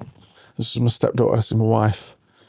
She gave me a massive hug, and then we sat and had breakfast together, and it cleared, because she thought I was this proper arsehole. So it's good for me because it means I'm credible on the show, but it's not when you think I've traumatised this poor woman who's an ex-world champion boxer. So it's really that fine line, you see what I mean? And she just left the show traumatised by it all. And they get psychs, they get looked after, like they get checkups, and psychs and help if they need it. The show's very good at that. It doesn't just close the door, fly them home and go, there's your money. It does have a, like, what's it called? Moral compass in that way, where it has to look after them. So it's good like that. But yeah, it was good to see her and actually have a chat about it. And I only spoke to her yesterday on Instagram to wish her luck for a fight. So it's random that we're like mates now. It's bizarre. Oh, that's class that she had that full circle with you. Yeah. And she needed it. She massive. I think she's probably one person on the show that I really affected. Me solely as well. It was Interrogation, but it was really me, because she was really pertinent about it when she wrote this article. And I felt quite shit about it, because we're all human, aren't we? I felt quite bad about that. Applying sort of that resilience of mind into like day-to-day life, like how could somebody do that? Have you found any sort of ways of transferring it to, out on a difficult run or day-to-day life getting on top of you, and you just want to be able to sort of deal with it and cope with it? Yeah, like disassociation's a good one, where you just drift off into that happy place. Because you can train people to be, you need to be present, because it's happening, isn't it? This is happening. It's like, I'm present, we're all present, but you can sort of drift off a little bit. So if you're just sat in a room being held hostage, you can drift off to a nice place, like a family holiday, somewhere to the past. You can drift off, but you can't stay there, because that's pure disassociation. You've gone, you've left the building, you've got to have something to bring you back. You need to be in reality, because if that cell door opens, you've got to be able to deal with what happens, haven't you? You've got to be able to answer the questions and things like that. But it's always like people say about wedding rings and certain things. Like, none of my tattoos really mean anything. There's a couple, but I'm not going to mention them because I don't want to be exploited. But like wedding rings, people say either take them or don't take them, because again, it's an instant grounder, isn't it? You can touch that and remember certain things. But then some people, would I be prepared if someone took that off me now and crushed it with a brick? How would that upset? Would it upset me? And if that's the fact, if I'm not prepared to see my wedding ring crushed, don't take it. Like desanitized kit, don't take pertinent things like pictures of family and stuff. So it's that sticky wicket, isn't it? You spoke about telling the truth as well. Like, I've heard this, like, if you are getting interrogated, you have to somewhat tell the truth or not lie, because if you get caught lying, then it's... Oh, you fucked, aren't you? Yeah, and I'll do it about myself. So if I got, say, captured somewhere, and then I lied and was like, yeah, I'm not married, because then family's a big trigger for people, isn't it? I'm not married, no. And then my wife appears on TV doing like a plea video. I'm screwed. All that rapport I've built up with my captors has totally gone, hasn't it? It's just, everything I've built up's gone. And it's, once you've lost that rapport, it's so hard to build it back, because they don't trust you. Because you've got to tell the truth. You just got to stick to that area. But then what do you want to tell them? Do you tell them too much? Because if then you try and be the friend too much, you go down another path, don't you? Because you've told them too much then. And then you yourself, because then you stop talking, then you've told them too much. So it's so difficult. Just that story of your mate who built a rapport, I thought was really interesting, and it makes perfect sense. So if you were... Rapport building's amazing skill. And that's the biggest one in terms of like surviving some kind of interrogation. Yeah, so rapport building's brilliant, because it's what we do naturally. Like when I met you this morning, earlier on, you instantly start building a rapport. You find common ground on stuff, because we both train, we both like training. You find that common ground, that's all about rapport building. But you imagine in captivity, I ain't going to want to build a rapport with my captors if they've just beaten me up or something like that, or they're being horrible to me. But it's so important. It's the basic fundamental issues, what's going to keep you alive. That's what's going to keep you from getting your head chopped off potentially, or beaten up on TV or whatever. That rapport building's so special. It's you've got to try any means, talk to them, find that common bond. Do you like fitness? Do you like this? And that's what my mate did. I won't go into where he was or what he was doing, but his guard saw him doing some press-ups. So he started doing some press-ups. The guard started doing press-ups. So my mate was telling him how to do the best way of doing press-ups. Go onto your knees if you're struggling, so you can get a few more out on knee press-ups. Do this, do that. And he ended up getting more comforts, more water, more blankets, more food. He made his life a lot more comfortable. He didn't like the guard. They weren't, I don't think they're pen pals, but it's what you need to do to survive, because in that situation, it's you, isn't it? You've got to do what it is for you to survive. You know, going through the training, did you learn of any like famous stories or historical stories where people have built like rapport with? Yeah, the rapport building ones. Yeah, there was one bloke captured, I think he took in Bosnia, and he built a good rapport. No, I tell you, there's a really good one. It was a French journalist who was taken. This was a book, nothing to do with me, it's just books I've read. It was a French journalist taken. I won't go into which country. He was taken, was going to be beheaded. He'd had loads of mock executions and stuff, so they'd roll you out in front of the cameras, and they set it all up, and then they don't do it. So you can imagine how you feel. Yeah. At the end, he was like, I don't care. And what happened, he'd built a really good rapport with one of the guards. So the guard this day was like, tomorrow is the day, the proper day. We're putting film in the camera sort of thing. So when he finished shift, he left his cell door open. Because he knew the layout of where he was, he pretty much made a run for it and then got away. Ran down the road to an American checkpoint, obviously not being stupid, didn't run to the checkpoint because you're going to get shot. Stopped, and then, yeah, he actually got away. And that was by building rapport, saved his life. Yeah, so left the door open purposefully for him to, wow. That's, I mean, if that doesn't show how important it is. It's so important. It's the most important tool you can teach people. It's a great general life skill as well. It's a great life skill to build rapport. be able to fit in new people, new place, new people. And it turns you into a bit of a social chameleon. So you can try and fit in anywhere, really. So yeah, it's a great skill to have. Would you put that up there as the top skill? I'd say, yeah. How would you build a strong mind in a weak world? That's a good question, that, isn't it? Well, you've got to do what suits you. Don't be a sheep sometimes. People can be easily led, can't they, and be sheep. I've always done what suited me in the career. I've obviously done what suited my subordinates when I became a boss, but I've always done the job that I wanted to do. And I think you've got to look after yourself sometimes. As long as you look after the people that look after you, like your family, children, people like that, you've got to be a bit selfish sometimes in life, because no one will thank you for not. No one will thank you for when you're doing loads of other stuff and you're saying yes to people. You've got to learn to say no. People are very shit at saying no at the minute, aren't they? Everyone wants to appease people. Oh, I can do this, I can do this, I can do that. Saying no is quite difficult because why? You've just said no, and then you've got to give them a reason, haven't you? Saying yes, you don't have to because you're just appeasing people. So you've got to learn to say no. You've got to learn to be strong-willed and go against the grain sometime, because if you don't, you just be unhappy and go along. Some people get stuck in dead-end jobs and think, I wish I'd have jumped ship years ago. It's never too late to try something new.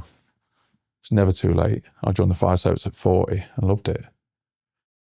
Yeah. And you're never too old. And there was a lad older than me on the course, a lad at 44, he come across. So you're never too old to learn a new skill, but you've got to have like realistic goals. Because if I go, I want to play, what's your goal? And I go, I'm going to play in the NBA next year. That's my realistic goal. I'm seeing that a lot on social media where someone's like, I'm going to go for the 28 Olympics or whatever. And I'm like, you're mid-30s, you've never trained a sport in your life. Where does this delusion come from? Gets likes, doesn't it? True. Gets views. They'll see this clown going through whatever journey he's going through. I feel like they believe it though. They do believe it because I don't think people let people fail anymore. No one can fail at school anymore. No one can do this. Kids still live at home and then mum and dad buy them a car because the safety net is too close. If you have no safety net, you're scared of falling. If I look down, when I used to jump out of a plane, If the plane was that far off the floor and wasn't moving, you just step out. It's easy, isn't it? You're at 1,200 feet, 1,000 foot, and you're going at 80, 90 knots, and you've got to jump out that door. I need that parachute because I'm shitting myself.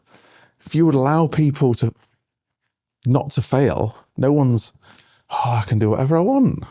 No one tastes defeat anymore. Failing, you learn so much more from failing. Boxing, you get really comfortable. You'd win 4 or 5 fights in a row. Invincible. I'd never watch my fights back. You lose a fight, no, you'd watch it 50 times to overanalyze it. But yeah, everyone's too scared now of failing. So they all want to keep it nice and comfortable. On that point, like, do you think responsibility is one of those things that's fallen to sort of the wayside as well? Because I don't think a lot of people aren't willing to take responsibilities for actions, for the circumstances especially. Someone else's fault in it. Yeah, always, yeah. I had some good advice once off a boss. I've had a lot of good advice, to be fair. I've had a lot of good bosses, I've had a lot of shit bosses. And you learn a lot more from the shit bosses sometimes. You do, don't you? Because you think, I'm never going to lead people like that. So you take so much away. But some good bosses, I had a sergeant major come down, and I was doing really well as a corporal. I'd been quite successful, but I was a bit bullshit. And he got this bit of paper, and he like drew a line down the middle, and he went, arrogance and confidence. He said, where do you reckon you are? I said, I reckon I'm right in the middle. He went, at the minute, you've probably gone into arrogance. That's where you're sitting at the minute. He said, and it's not a good look. Because your abilities are good. I was decent at what I did. But I was probably, because we were quite successful as our little group, I'd probably crossed into arrogance. So you're like, you're having a hard look at yourself. And then it's the mirror one, isn't it? If you can look in a mirror and go, wasn't me, then you can blame others. But 9 times out of 10, you look in that mirror and go, could I have done something different? And you probably can. You go, yeah, I could have done something different. I could have changed that. It probably was me. And that's what I've learned off, is that before you fly off the handle and go, could I have done something different so we could have averted this in the first place? And that's a good one to work on. I've learned a lot about that one. I love that. I think because in most situations, even in all situations, I think you can play, you have some role to play, even if it is just the way in which you react to it. Like, I think you can always take some accountability. I think if you can try and seek for like ultimate accountability in all situations, you'll learn a lot. Like, you'll always learn a lot. You just mentioned about working with people. What's it like to work with Billy? Obviously, we've had Billy on the. But Billy's quality. Not one of the shit ones then. No, he's good. Billy's good. Billy's a good boss. Because we run interrogation, when we turn up, they like seeing us because they know it's nearly a wrap. So they like seeing when the interrogators turn up as weirdos. Foxy will smile once, he usually smiles. He's usually miserable from start to finish. Foxy will actually crack a smile when we turn up. Interrogates me, mate. And then Billy, he'll come out, nicest bloke, look after you. Do you want to make brews? And it's mega, because when we're running interrogation, he leaves it to us and the umpire. He'll sit in the back and he'll have opinions, because obviously they're his students, recruits, aren't they, going through. Anyone want a brew? He'll make us brews, he'll run around. All the DS are great. They're all really like quality operators. That's why they're on the show. They're all decent. But yeah, Billy and Foxy are just comical. They're like a double act, they are. Yeah. Yeah. No, it is nice. Yeah, I mean, everyone says that about Billy, to be fair. He's just a proper legend, isn't he? Bless him. Yeah, he is, yeah. Honestly, I think everyone knows him. No, I don't think I've met many people with a bad word to say about him. No, I mean, we definitely are never. The building the mindset to make it through the selection for the SAS guys do you think that mindset's built through the physical sort of habits, the physical tests they have to go through as well? Like, does that weigh into like being able to get through that? Oh yeah, because when they say you have to be a certain type of person, you do, but you can train it as well. You've just got to be resilient. You've got to be so tough. Got to keep going. You ain't got to be this ultimate soldier that looks like Jack Reacher, that Alan Richardson, shit the bed. Hell, how much growth hormones he taking? But, you can't, there's no set way. It's just in you. You just have to keep going. You just have to physically keep going.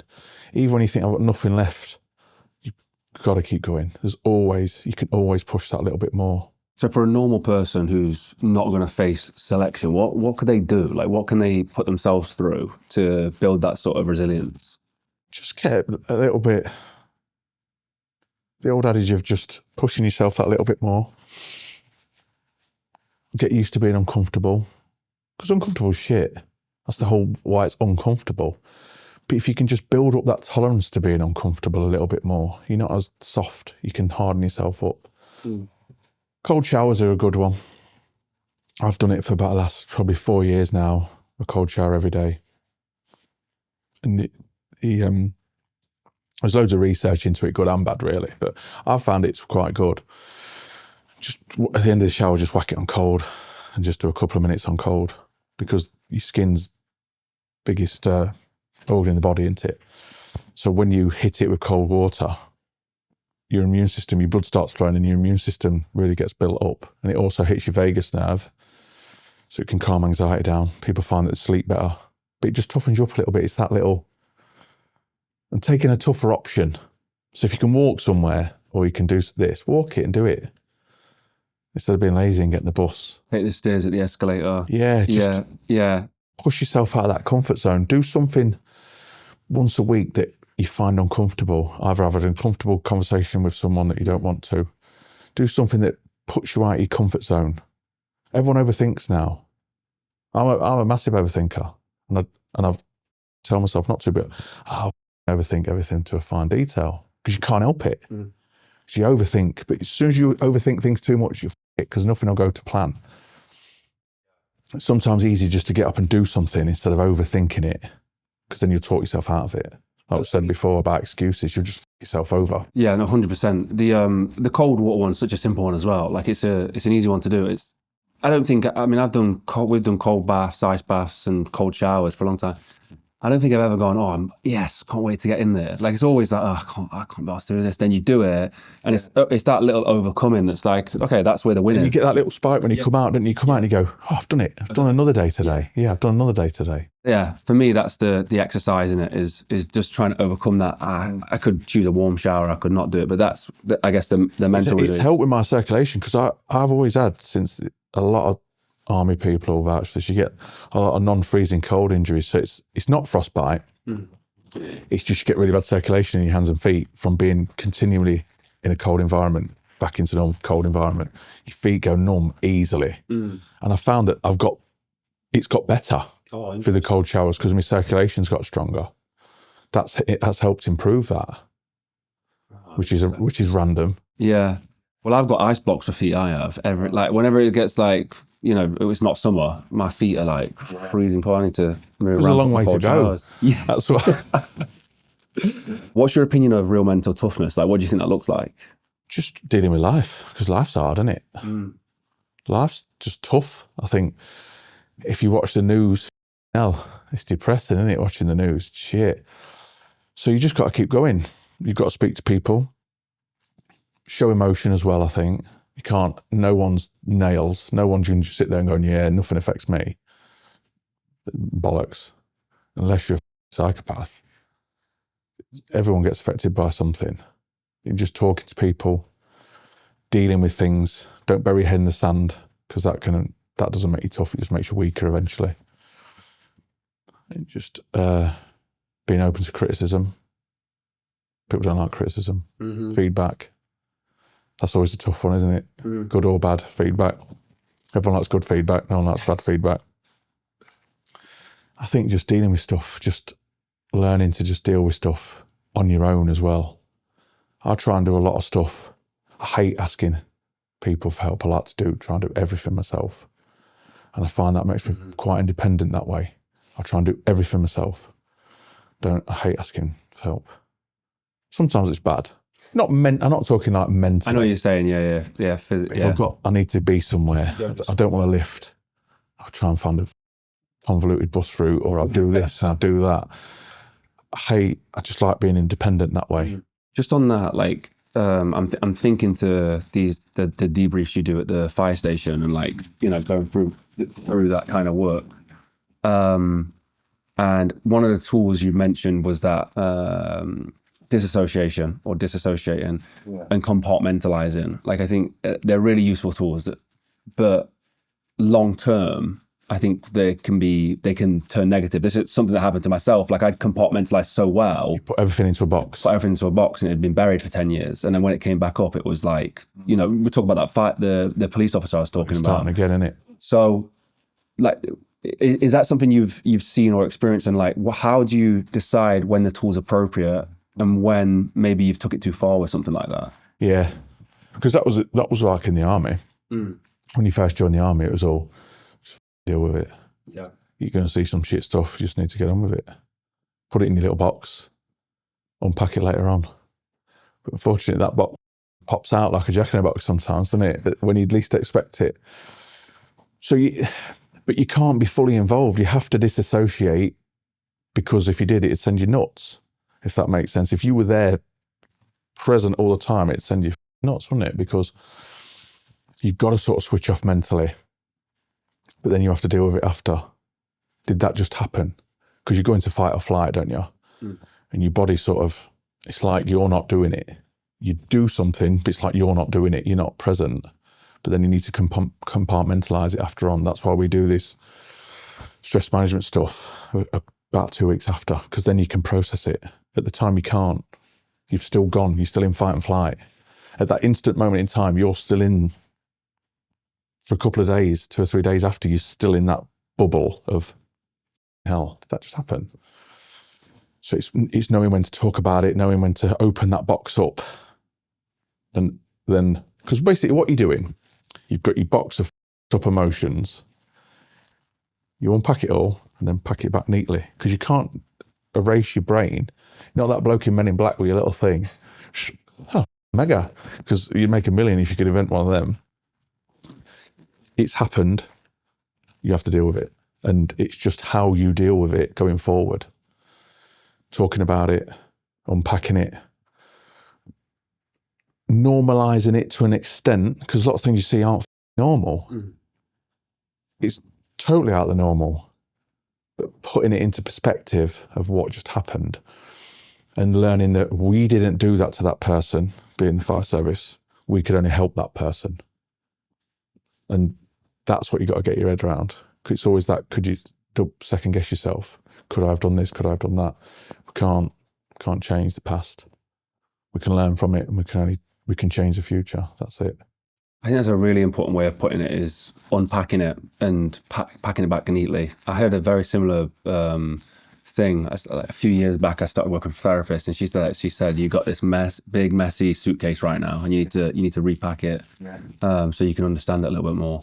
But yeah, I think you see a lot of guys who do, you know, just constantly filling it up. And there's another little visual for me that was good, is like, as that sort of capacity gets more full, like releasing that valve by having a conversation with somebody and like release the pressure a little bit, so it's not spilling over into your day-to-day life. Like when you said about your mum and your granddad,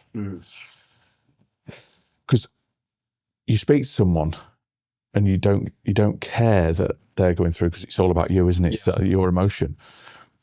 But it does make a difference, because you know that they understand. Even though it's a totally different thing, they understand what you're going through. And all you need to do, because sometimes you can, oh yeah, I can totally empathize. People don't need that, do they? They just need someone to listen and know what they're going through. Yeah. As in to say, yeah, you're feeling exactly the same, or you're feeling, that's how I felt. So it's that you're not crazy, as a word. You're going to feel like that, and it does get better. Yeah, 100%. I think that's where, when you're stood in that line and those, you know, the women are arguing about that stuff, or, you know, somebody says an offhand comment to you about the thing that you're going through, and it really cuts deep, is that they don't understand. And like you said, they're not going to understand. They're not been through that same situation. I think of trying to get away from that, and that hurt that you put yourself through sometimes, and speak to somebody who does understand is a huge game changer. It's massive. Yeah, it is. It's like that. It's like the saying, "Oh, just man up." Brilliant. Nice one.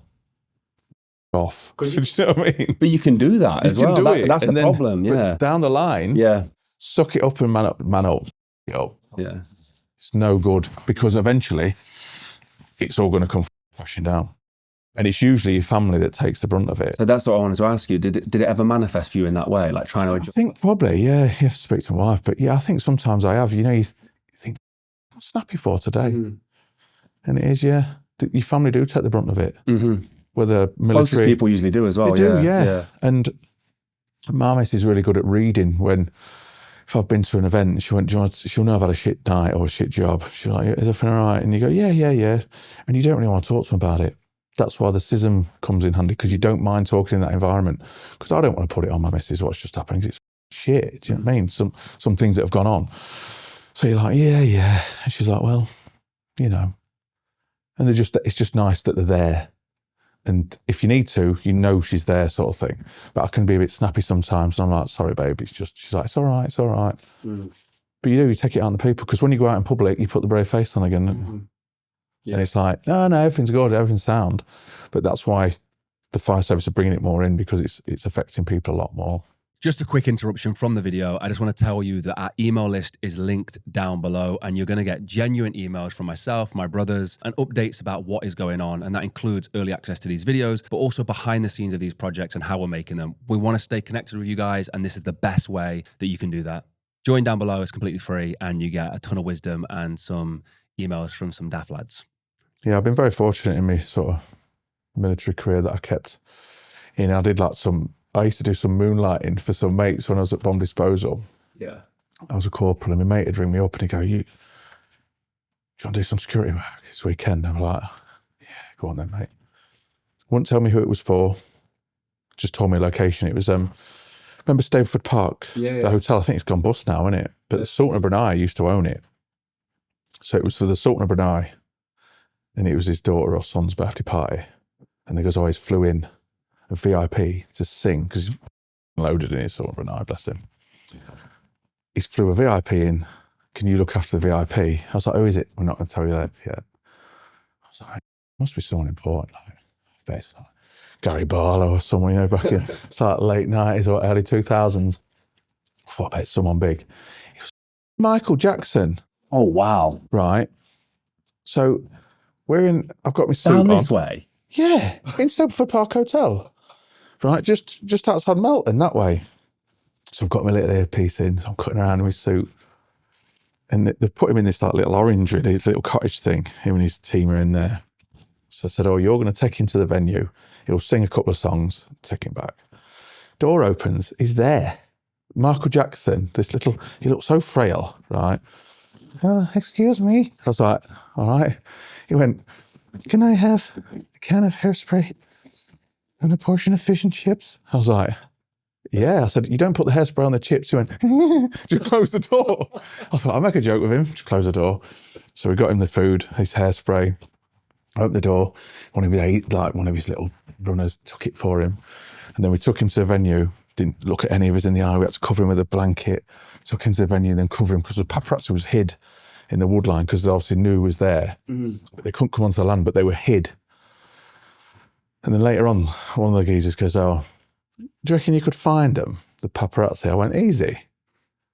So I sneaked into the woods, and you could hear them. You could smell them. You could smell them, because they built a really good little hide. Smoking away, you could hear them. So I've just creeped up behind him. I was like, gentlemen, you need to leave. It's private property. So in his paper, he's got, because I had uniform in the car, he was like, Michael Jackson was at this thing, and they hired professional soldiers. It was just me doing a bit of moonlighting. I was like, shit, I hope they don't take me a picture of me in so much shit. Going back to work on the next day, doing a bit of cash in hand, I was like, oh no. And then the year after, we looked after Mariah Carey. Really? She was totally different. She was amazing. She was brilliant. She was just bubbly, spoke to everyone, spoke to me, went to the party, sang, got drunk, and went home the next day. Same hotel? Hungover, yeah, same sort of Brunei. Yeah. That's strange, isn't it? I love the idea there's some fish and chip shop locally. Didn't know they were cooking fish and chips. Michael Jackson. Yeah, he just wanted a portion of fish and chips. And he was there, and he was just like, he was tiny. He was so much smaller than I expected, but really frail looking. What year would that have been? About 2005. So you did you was a brickie in the thing, but is that not something you followed up with? After? Not really. I did a bit when I go on leave, but I was crap. You've got to keep your hand in. I could do it, but if you've got me building a house, it's going to take ages. Right. No, you won't want it. I think if push come to shove, I'd be skinned. You said on deployments, like people would get you to build barbecues and stuff. Yeah, they love an engineer barbecue, so they'd get in touch with us. Can you build a barbecue for us? So you get a few crates of beer for building them a barbecue. You always get looked after if you build a barbecue. That's hilarious. And like the culture of the British guys out there, so barbecues, like would you do like cups of teas and all that kind of stuff? Like did that kind of thing exist? Like yeah, you always have a brew. You got to have a brew, because what do you talk about? Who do you slag off if you're not having a brew? You can't slag people off unless you've got a brew in your hand. Yeah, you've got to have a brew, even if it's a coffee or tea. Americans don't do cups of tea good though. That's what I wanted to ask is like, was there a sort of a melting pot where you guys would get to like hang out together with the Americans and that kind of stuff? And did they understand the culture of? Yeah, drinking with the Americans is strange because we're quite a drinking culture, aren't we, the British? And the Americans drink, but we fire it in and we end up being like violent and stuff. And they're like, what the? They're not used to it sometimes when they come over to England on exercises. And when we go to America, some of the lads would just pull the pin and they were like, you guys, they've never seen anything like it when the lads are going berserk on the piss and just, they're getting naked and they're doing this and they're fighting with each other. Like, why are you fighting each other? That's what they do. Yeah, and even the culture sort of, if you're in Camp Bastion, they'd bring across like big coffee shops, like the Green Bean coffee shop and stuff like that. And you go in there for a brew. So you'd mix with them quite a lot. And then you go to their chowel. They won't call it MSO, they call it a chowel. We try and sneak in because their food was always better than ours. So you could sneak in, but they didn't like the British sneaking in. So you'd either wear American uniform. So you could, honestly, you'd sneak in there, or you could get a pass. You're only allowed one pass a week. And we were working with some like US Marines. Sunday was always a better day to go because they'd do a big Sunday dinner, but they'd do like crab claws. Some of the food in there, you're like, how is this? How are you eating crab claws? And you could pretty much eat as much as you wanted as well. It was all, you'd fill your pockets with cans. That's why they hated it. So you'd take your rucksack. And they were going, guys, you don't have to steal everything. What do you mean? Like, slinging everything to a rucksack. I heard something recently about the bill that the US government paid for, I think it was crab claws, was hundreds of millions or something. It was something really ludicrous. We couldn't believe it. We're like, he goes, oh yeah, if you come over and it's a surf and turf night, or whatever night it was, and it was proper big T-bone steaks, crab claws. You're like, that's £100 meal in the UK. That's in the chow hall. And then we're nicking all the Gatorade. We honestly, the haters, we'd come out with pockets just full of all their like sweets and crisps, and because they love crisps. I think they love like a bag of Lay's crisps. We'd nick all the Lay's crisps. We'd nick everything. We're like locusts. We'd turn up the British and just rinse everything. Yeah, and they're really good hearted, the Americans, and we'd just totally just ruin it by just stealing everything. Honestly, like the poor cousin would just turn up and nick everything. Yeah, I was about to say, what is the budget difference between, like, can you notice the difference? It's astronomical. It's their budget. It's just ridiculous for stuff. So you'd always try and swap, and you'd lie to them and say, these boots I'm swapping you are the new. So I was hanging off them. They're these new boots and they do this and they've got this, and they go, oh, wow, yeah. And we get so much stuff off them. Like our ration boxes that we had when I served, it was a 24-hour ration pack. And we'd go, yeah, it's got stuff in it. It's designed to keep you full. So this bar's designed to keep you full for 24 hours and all this, that and the other. We'd just lie to them. We got all their beds. The beds at the time were better. So we'd get the beds off them. The waterproof jackets were really good. We'd just lie. That's hilarious. We were just with a guy who was a SEAL who would take a commercial gelato machine out with him, and like 25 kilos of milk powder and all this kind of stuff. Yeah, and like was making ice cream out there. And I did think, like, I don't know if the if the British guys are able to do that. Like, We'd have no budget or anything. There's no packing. We'd just sneak stuff in or whatever. Yeah. You'd have a bottle of Tabasco sauce and think you'd won the lottery. Honestly, when we was in Iraq, we just lived on rations for however many months. And I remember getting a parcel from home, and it was my birthday, and my mum had sent me, them little mini Battenberg cakes. I remember sitting eating them in a cam net at the side of an airfield, just, happy birthday, just eating these like little mini Battenbergs. And because I had my section with me, you got to share them, haven't you? So you can't just hide them. So you're sharing, like, all the lads are like, cheers, happy birthday. Brilliant. yeah, I mean, that kind of stuff builds that mental toughness of like having to just sit through shit times. And Yeah. I didn't really ring my parents that much because you get these sat phones and the delay on them's terrible. So it's like a really hard conversation. So you'd finish talking for about a few seconds, and then obviously it'd relay to them. Then they'd start talking. So you'd always sort of overlap. It was really, really convoluted, difficult conversation. So I remember, I'm about to bring my parents. I hadn't spoke to them for months, so I don't think I'm dead. So you'd have your little card, you'd have to scrape it off. You're on the roof, so we're in this little compound in Iraq, so I've scraped it off. It's ringing, so I'm just there. I've got no top on, I've got my body armour and my weapon. Yeah, and I can hear this. So we start to get rocketed. I'm like, fuck's sake.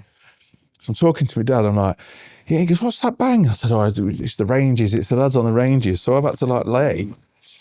There's like a wall, and you can see where the landing. I'm like, for fuck's sake, I can't die on the phone to my dad.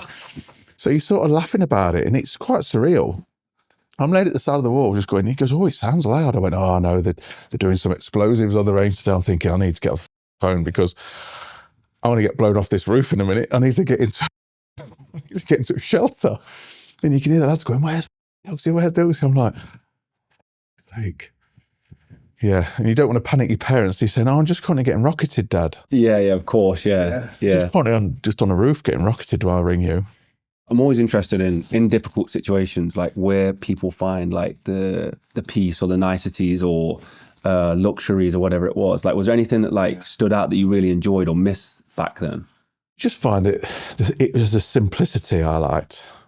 You've got no phone. You've got no stress of paying bills. It's just you doing your job. It's you and your mates essentially just doing your job. It's quite a pure little simple life, if that makes sense.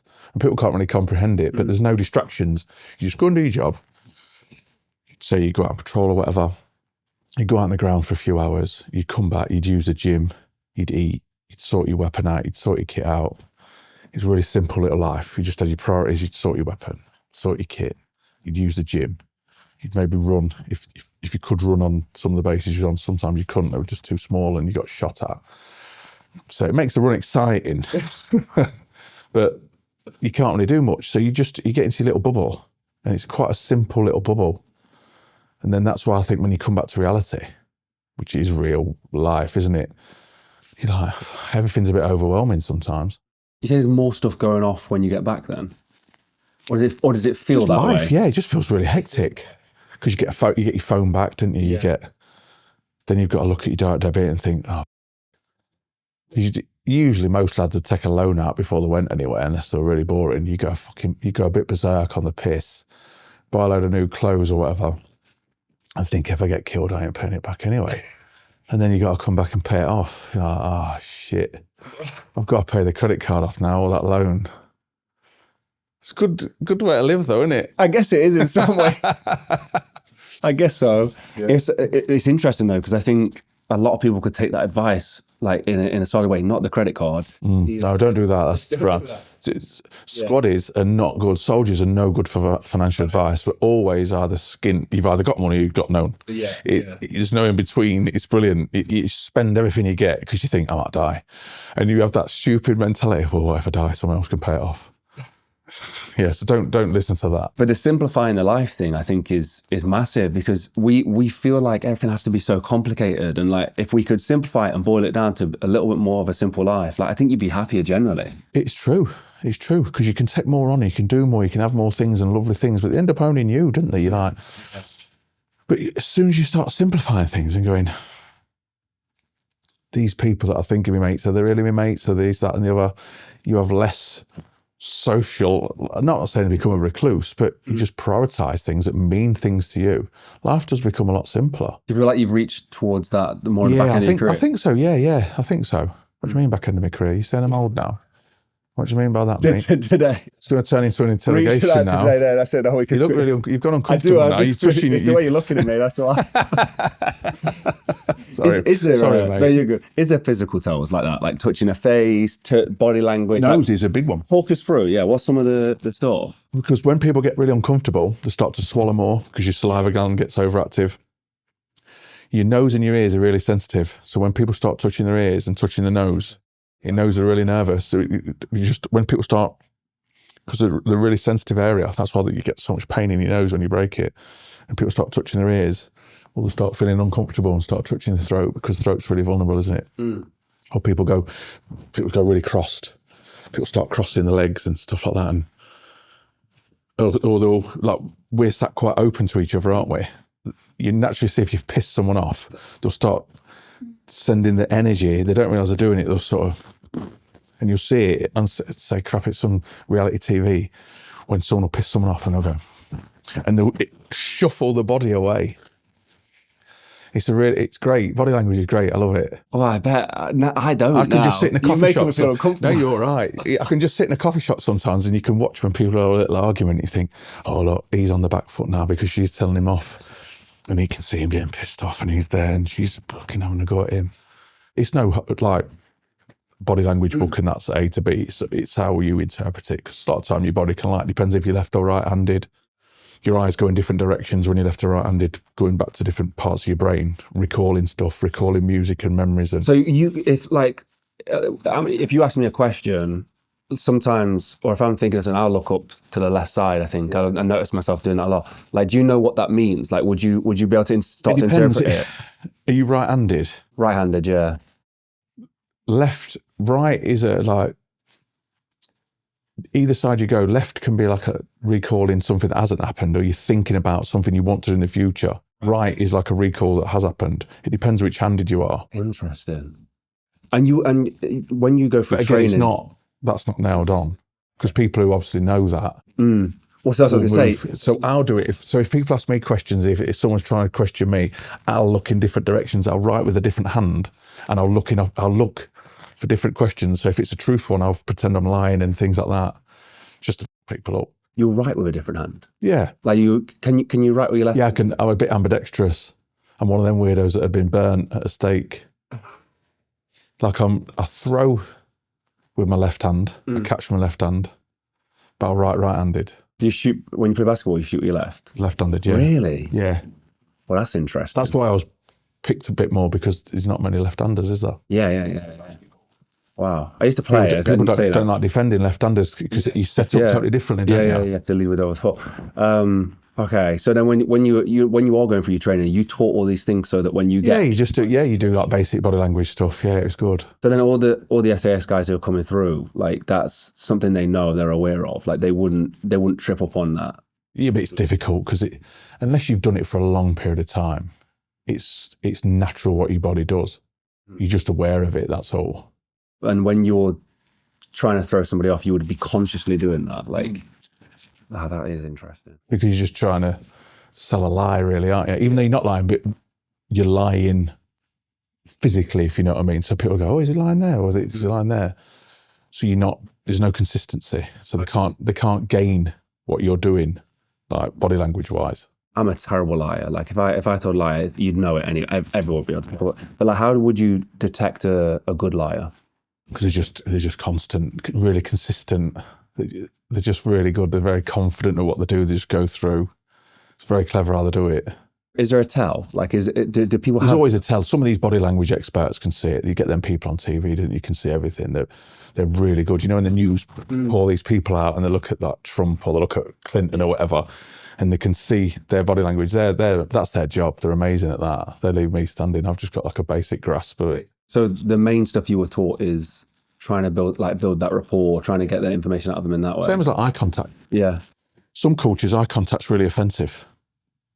Some cultures, holding too much eye contact's really offensive. Yeah. But then, how do you build a rapport? You've got to do this. It's that social minefield.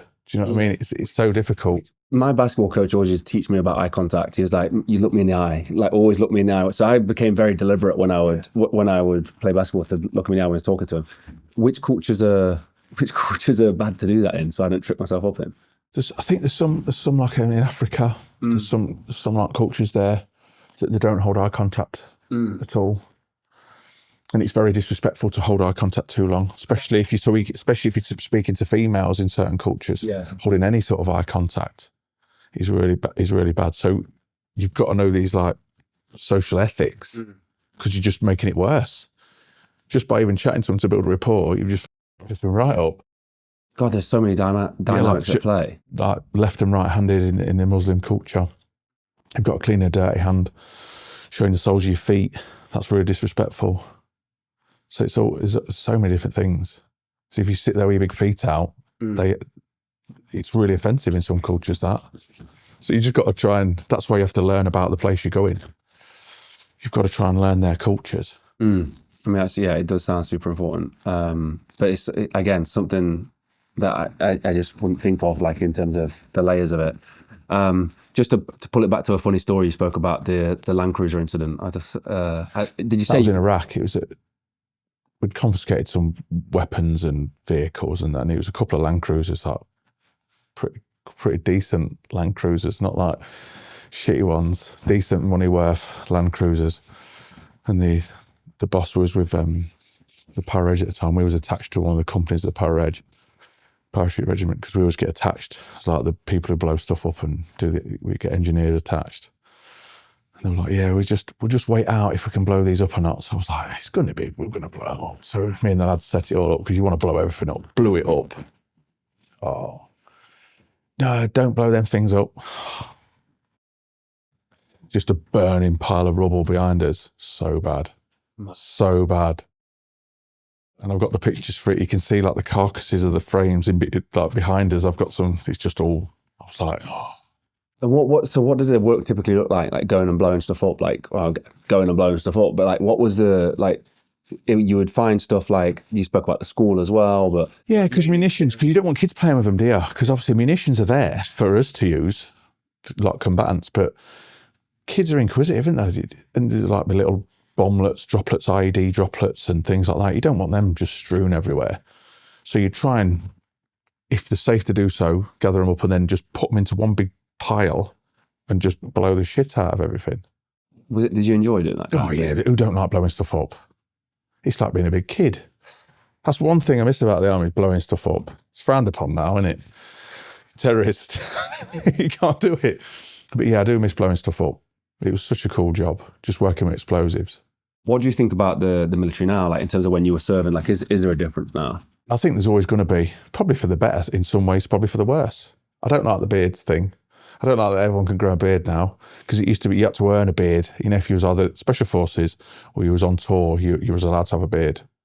Now everyone can have a beard. I think it just looks scruffy now. That's just me being old, I suppose.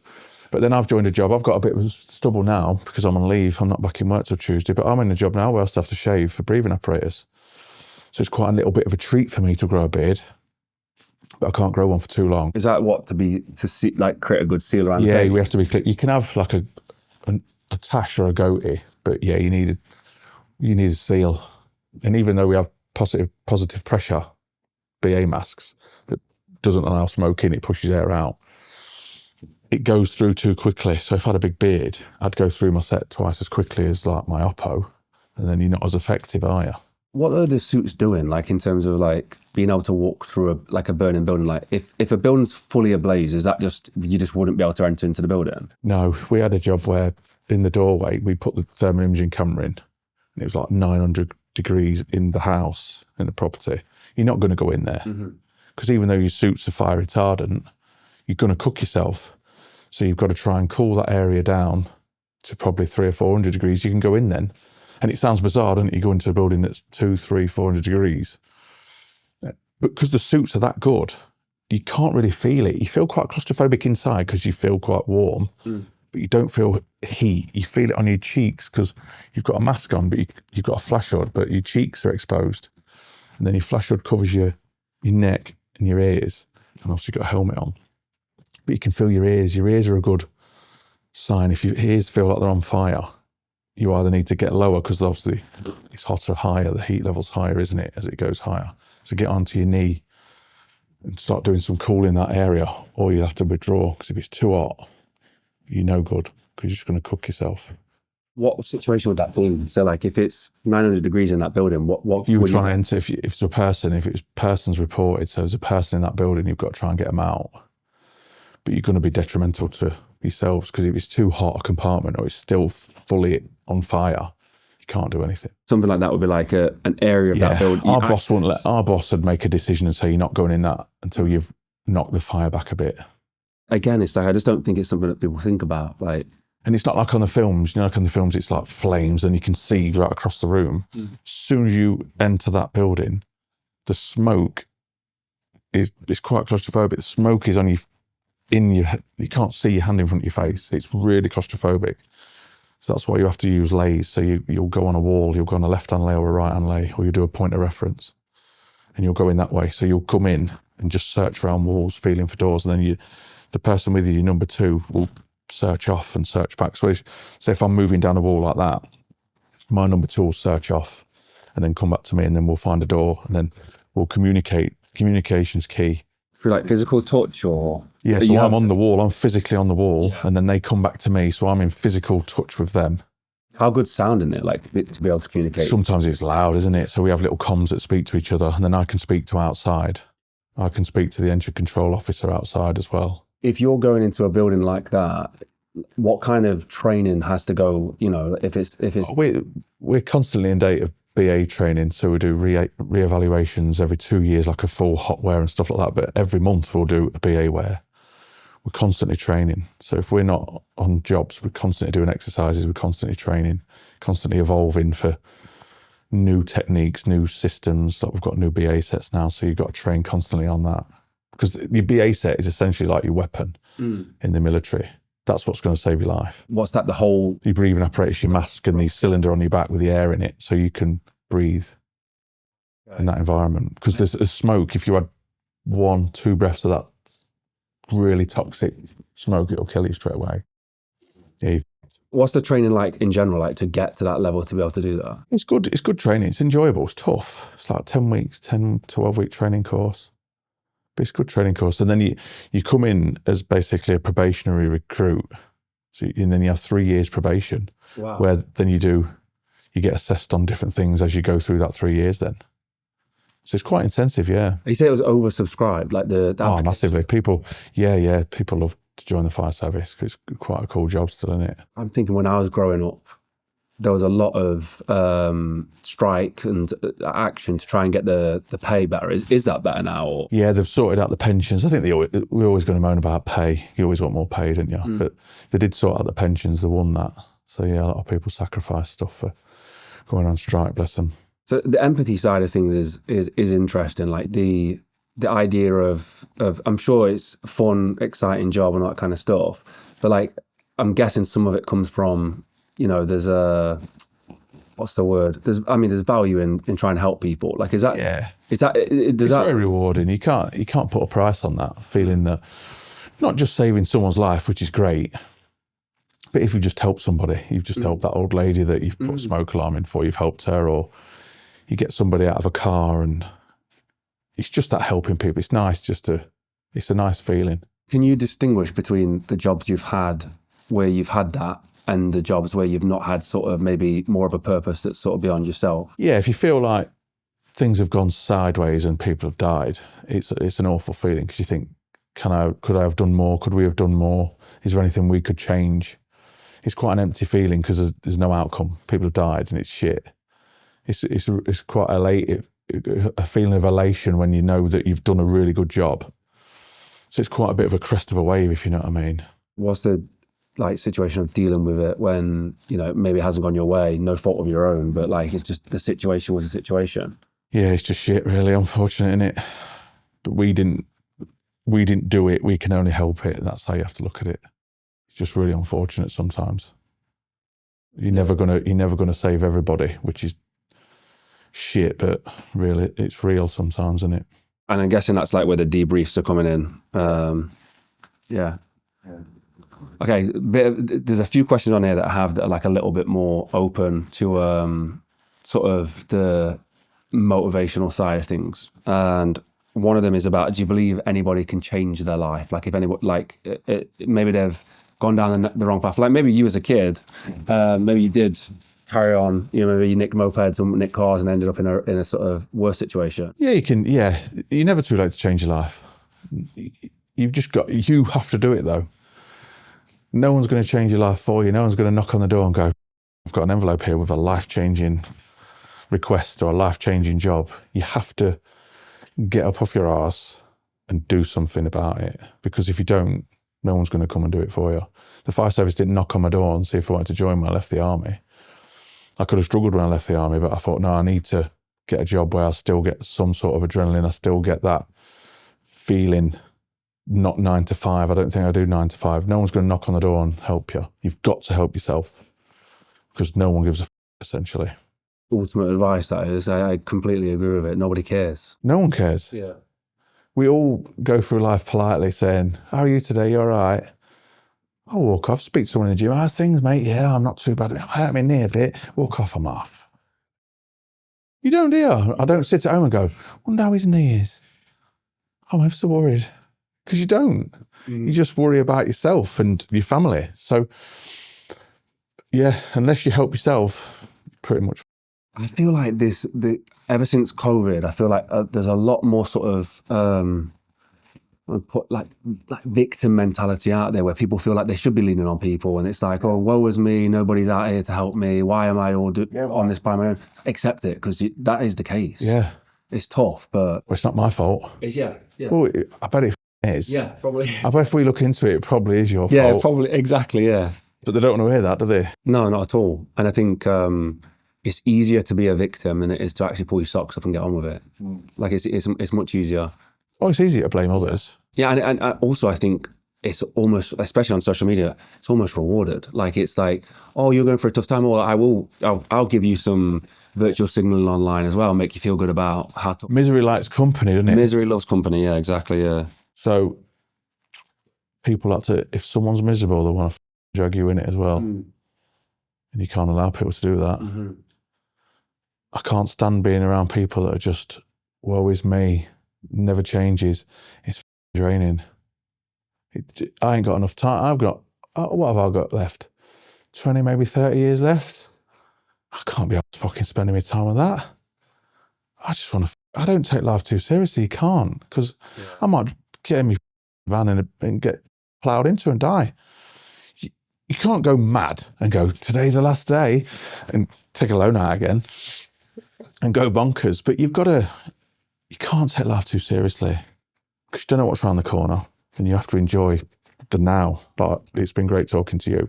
It's been great coming here. I even enjoyed the drive down, because it's reminiscing coming to Nottingham again. You've got to enjoy the now, because if we put things off and go, in the future I'm going to do this, you'll never do it. You'll put it off and put it off and put it off and go, I wish I'd done that. You shouldn't have regrets on your deathbed. Yeah, 100%. I think your awareness and the situations you've been around as well gives you a great perspective of that. It's like, things can happen, things can change. I'm still guilty of it now.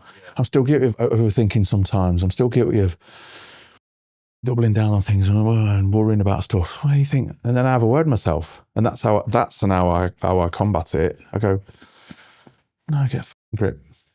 You know that you've done this before. You know you can do that. Just deal with it. And that's mental dexterity. That's where life lessons, and no, you can do it and you will do it. Just get on with it. If somebody was feeling lost, but they actually want to take action, then what would your advice be to them? You've got to make the first step, haven't you? You've got to realise that you need to do something about it. Not saying get counselling or help, but take a step in the right direction. If you want to start training for a marathon, start doing some running. No one's going to run your legs for you. Mo Farah's not going to turn up and say, I'll set the number. If you want a career change, you have to do it. But you have to be realistic. I'm not going to go, I want to be a brain surgeon. It's never going to happen, because I've not got the mental acumen, not clever enough. It has to be realistic, because they go, oh, it just wasn't, the barriers were there from the start. Well, yeah, you've got to be realistic and you've got to go for it. You've got to try. Even if you fail, just go for it. Just try. If it doesn't work out, it doesn't work out. But do you want to be sat on your deathbed and go, fuck, I wonder what if? What our position to be in? Nah, go, I had a go. Oh. But then it opened the door to this. Because everything happens for a reason, I think. Things happen for reasons. And there's a big believer in fate like that. Yeah, I think we really are, aren't we, with that? I think even if you set something that maybe is slightly out of your reach, or slightly unrealistic, you're going to grow in reach of that anyway. And it probably will open up a door for something else. Yeah, like I've got done some amazing things in my life that I thought, growing up as a little kid in Leicester, that was unachievable. And now I've got like random celebrity mates and that. You're like, what's that all about? I'm just some fucking idiot who was in the army. Brilliant. So you can do anything you want. If you put your mind to stuff, you can achieve stuff. I mean, joking around with Michael Jackson about hairspraying on his chips is pretty... No, I thought I'd be a bit clever here. Can't put it on your chips. Just close the door on me. Yeah. And I had to give advice if Mariah Carey looked nice in a dress. I was like, hey, who'd have thought that? Brilliant. Answer was... Yes, it was amazing, to be fair. She was all right. She was mental, like proper diva, but I thought it was brilliant. She was just exactly how I'd imagine her. I feel like musicians are the worst I've bumped into. No offense to any of the musicians we worked with, like there's some great ones, but like I feel like they are the most divas of all, out of like all athletes, whatever it is. Like, have you worked like many private security jobs like that? Random. We did Glastonbury, so I met Coldplay and all people like that. And Gwyneth Paltrow, she was quite cool. That was when they were still together. She went and got us a drink from hospitality. She was so cool. I know. That's pretty nice. And I went, I can't drink a beer. She went, yeah, but if I put a beer in a Coca-Cola cup, I'll have a beer then. Honestly, it was brilliant. And then that's when I got done for Moonlighting. My old CO, we went in the office, and on a Monday morning, went to see the CO. He's like, I need to speak to you. I was like, I was always in the shit anyway. I was like, he went, me and my daughter were sat there Saturday watching like the Glastonbury highlights. I was like, yes, sir. He went, this security bloke looked just like you. Getting the bloke from the Kaiser Chiefs jumped in the crowd, so we had to go and get him out. Is it Ricky, whatever his name is, but he jumped in the crowd. We had to go and get him, got him out, and I had some big like cheap aviators on, this like blue show sex security, polo shirt. And he went, he looked just like you. He said, everyone's got a doppelganger. He said, because I know you won't be moonlighting while you're in the army, because you know it's against Queensway. I was like, yeah, I know it's against Queensway. It weren't me, sir, it weren't me. And he was a good bloke, he was, the old CEO. And as I was leaving, he went, did it pay well? I went, yeah, it did, sir. He just closed the door. Because we knew, it was just one of them things. He let me know that he knew. So it was like, yeah, I need to watch that. Oh, that's hilarious. Yeah, we looked after the White Stripes there. We kicked Kate Moss out of Glastonbury. It was brilliant. She was all right. You have to kick her out? Yeah. What? She was just being an idiot. She was out of her mind. She was like, do you know who I am? I was like, yeah, of course I do. I said, do you know who I am? She went, why the would I know who you are? Who are you? And I went, I'm the bloke who's not letting you in. Now, it was brilliant. Damn. I mean, that is some wild stories. Yeah, I've done all right. Have you had some from the show? Like, you must have had some interesting... Yeah, some good stories from that. Like Tony Belly, who didn't like him, he was quite, bless him, he lost his head, and he was, you bald-headed bastard, I'll smash your face in. And all the directors were going, no, keeping us apart, and that, it was brilliant. And then he was, because he realised it was a show, and he's a professional bloke, but it's so realistic. When he came out, it was like, really apologise. I've seen that, yeah, that fallout from it. You guys must do an incredible job if that's the case. That way you can get... It seems so realistic, honestly, and they're so tired and so detrimental. But yeah, it's such a hard show. But yeah, it's been bizarre. Bit of a roller coaster, really, to be fair. Well, just on a positive note with the show, what's some of the stories that have come out of there that have been change for people? A lot of people have changed. Not just the normal civilians that go on it. Celebrities have had proper life-changing moments where they've gone, I'm going to go in this path now, and I'm going to seek. Some people have gone on it and realised that they needed some help mentally, and gone, I need to reach out here because there is demons that I need to address, and it's helped him in that respect. A good friend of ours who came on a show, Ashley Kane, talks about his experience on it. But did you get strong. To see him? Yeah, I did. We took him for interrogation, and he's a strong bloke. He was a strong bloke. Incredible guy. He'd just been through that shit with his daughter, hadn't he? And I think he come on the show too early. I think he might have said that. It was a bit raw for him, I think. But we didn't touch the subject in Interrogation. But me, he was like a coiled spring. So I put him in a cage, right? And I was punishing two of the females. Sounds bad, doesn't it? I'm punishing them because it's really evocative, isn't it? You punish females in front of males. It's that male show. Oh, what the fucking hell? And I said, this is your fault. And mate, he was just growling. And I was like, he's going to go. And to be fair, him himself in his head, he went, it's too much. It's too much for me. So fair play to him for doing it. But me, he's some boy, he's raised some money for charity. Yeah, he's incredible. Hell. Yeah. Ashley's a great guy, man. Yeah. Okay. The one thing like I like to try and end on is some advice for people. And you mentioned about Melvin's book. Like you read Melvin's book. Yeah, Melvin's book's brilliant. Melvin's book is fantastic. Is there any other books that you've read that you like, that you'd recommend people to read, especially when we're talking about improvement? Have you read The Subtle Art of Not Giving a Yes. Yeah. I like that. Some of it's shit, but I think some of the takeaways of it about not overthinking and only caring about things that really mean something to you, because you get so involved with everything, don't you? Yeah. You get offended by everything. That's a decent book. George Orwell's 1984. I love that book. Because that's just mad when you look at life now. When he wrote that book of Big Brother and how you're going to be controlled, how cameras are watching everywhere, it's quite scary, that. If you read that, that's a bit bizarre, isn't it? That. Yeah. Very relevant. Very relevant. Just on, let me finish on this then, because I think you've mentioned this a few times. I think sometimes it's good to have someone like yourself's vulnerabilities on it. Is the overthinking side of things. You mentioned overthinking quite a few. What do you think it stems from, and how have you like sort of overcome it? Because a lot of people struggle with overthinking. I don't know. I think it's because it's control. People who watch this, who I've probably been their boss, I like to know what's going on everywhere. Yeah. Not as a massive micromanager. I just like to know what's going on, so I've got a strand of control. So I think it's come from that, trying to be in control of everything. Once you realise you're not, you can't control everything. There's too many variables to worry about. You can only control what you can control. That's it. So I've learnt now just to sort of, I have to switch off. I have to step back, have a little,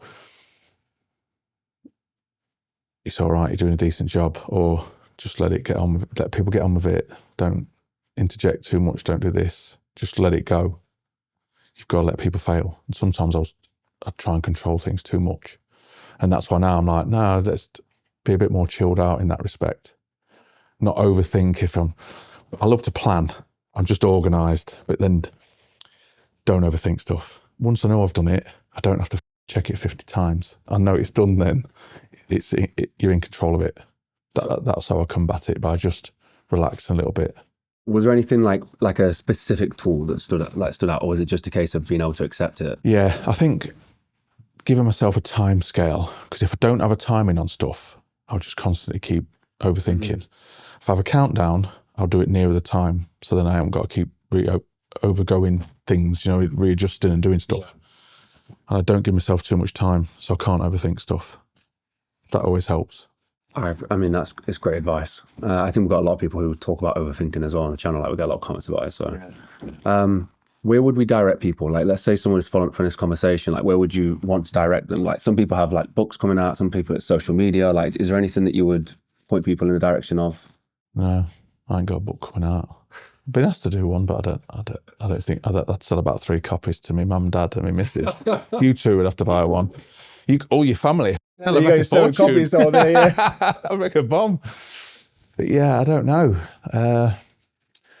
Because the internet's not the best for self-help, but it is good for self-help. Yeah.